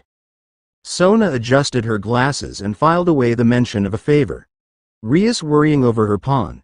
He is a part of her peerage, and it did look like Naruto hurt him pretty bad. I saved him. He sacrificed his arm for power. Instant power like that is dangerous. He gestured to himself and his teammates. It's something we know far too well. Sona raised her eyes at the admission and filed it away. Whatever you did still looked painful. Yeah, it did. So Sirzek, I assume the Gremories are fine with me now. Ah yes. They want me to extend an invitation to dinner so they can get to know you and your peerage better. And I hope to repair the relationship between our families. That's it. I didn't really do much more in this fight compared to the last. Naruto, that speed you displayed was far faster than anyone else in your age group. Sona adjusted her glasses again. She would never admit that she kept touching them to make sure Naruto hadn't stolen them again. Also, it was obvious in this round that you can handle yourself in a fight. Did Issei even lay a hand on you outside of that trick? Sirsak answered for Naruto. No, he did not, and you won the psychological war. You should have seen those girls. They looked so broken at the thought of just being another shiny piece for his dragon horde. I mean, the kids got spirit for trying to get back up, but yikes, that was rough to watch. I don't think Akano or Kaneko has spoken to anyone since, and Rias's little bishop looked like her world had shattered. My little sister seems to have bounced back from it though. If I did not know you, I would have thought you were trying to break up Rias's peerage. Instead, I know you were giving him and my sister's peerage sound advice. Speaking of Rias's peerage, Naruto held up the silver cross in his hand. Anyone know who this belongs to? You still have that? Revel practically shouted. What? What's wrong? Grandson, religious relics and such are harmful to devils. Naruto, do you feel any pain? Sirsak asked. It itches a little bit. I see. Sirsak rubbed his chin in thought. The stronger the devil, the less things like that hurt. Sona pulled herself out of her own thoughts. I believe that it is Asia-san's necklace. Sona called the small blonde over and pointed her towards Naruto. Is there something I can help you with, Naruto-san? Naruto raised the cross up again. I was told this was yours. She clapped cutely in excitement. I thought it was lost when Issei-kun didn't come back with it. She pulled an embroidered silk cloth from her jacket pocket. She unfolded it and let Naruto place the cross inside and delicately folded back up. Thank you so much for bringing it back to me. Girly, Tsunade called out. You shouldn't let others use things you so obviously treasure as a weapon. Asia clutched the silk package to her chest, but as Kun said he needed it. Tsunade pointed to Naruto. You see that green stone on the cord around Naruto's neck? I gave that to him to show him how much I treasure him. That stone was a keepsake from my grandfather to me. It is priceless. If he used it to attack someone outside of life and death situation, I would never forgive him. But Naruto would never do that. He knows how important it is to me, so it is important to him. It was life or death. Issei said if he lost you would take Bucko away. Where did he get that idea? Sakura asked in confusion. Rias isn't going anywhere. In fact, Naruto and his peerage will be joining you at school. Sirsak clarified. My parents and I wanted Naruto to get to know Rias and her peerage better. But Issei-kun told me that Rias said she would have to leave if Naruto-san or Razor-san won. Naruto and the others turned back to watch Rias tending to her pawn. The boy in question had a stupid grin on his face. He is definitely awake. Katarina commented as the redhead leaned over.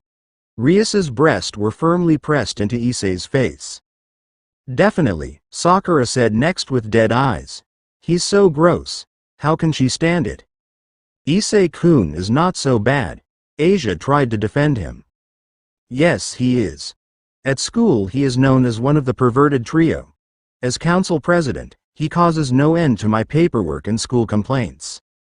Tsunade took a drink of sake. The things we read said that devils are manipulative, and Rias is definitely a devil. This was probably the hardest that brat has ever fought. Sakura clenched her fist. Naruto, when she comes over for training, leave it to me. Naruto nodded in response. I feel so used. Sirsak rubbed his temples to clear his quickly growing headache. Me too. This it for today, guys. This was What If Naruto Was a Phenex. Naruto X DxD crossover. Tuned for more.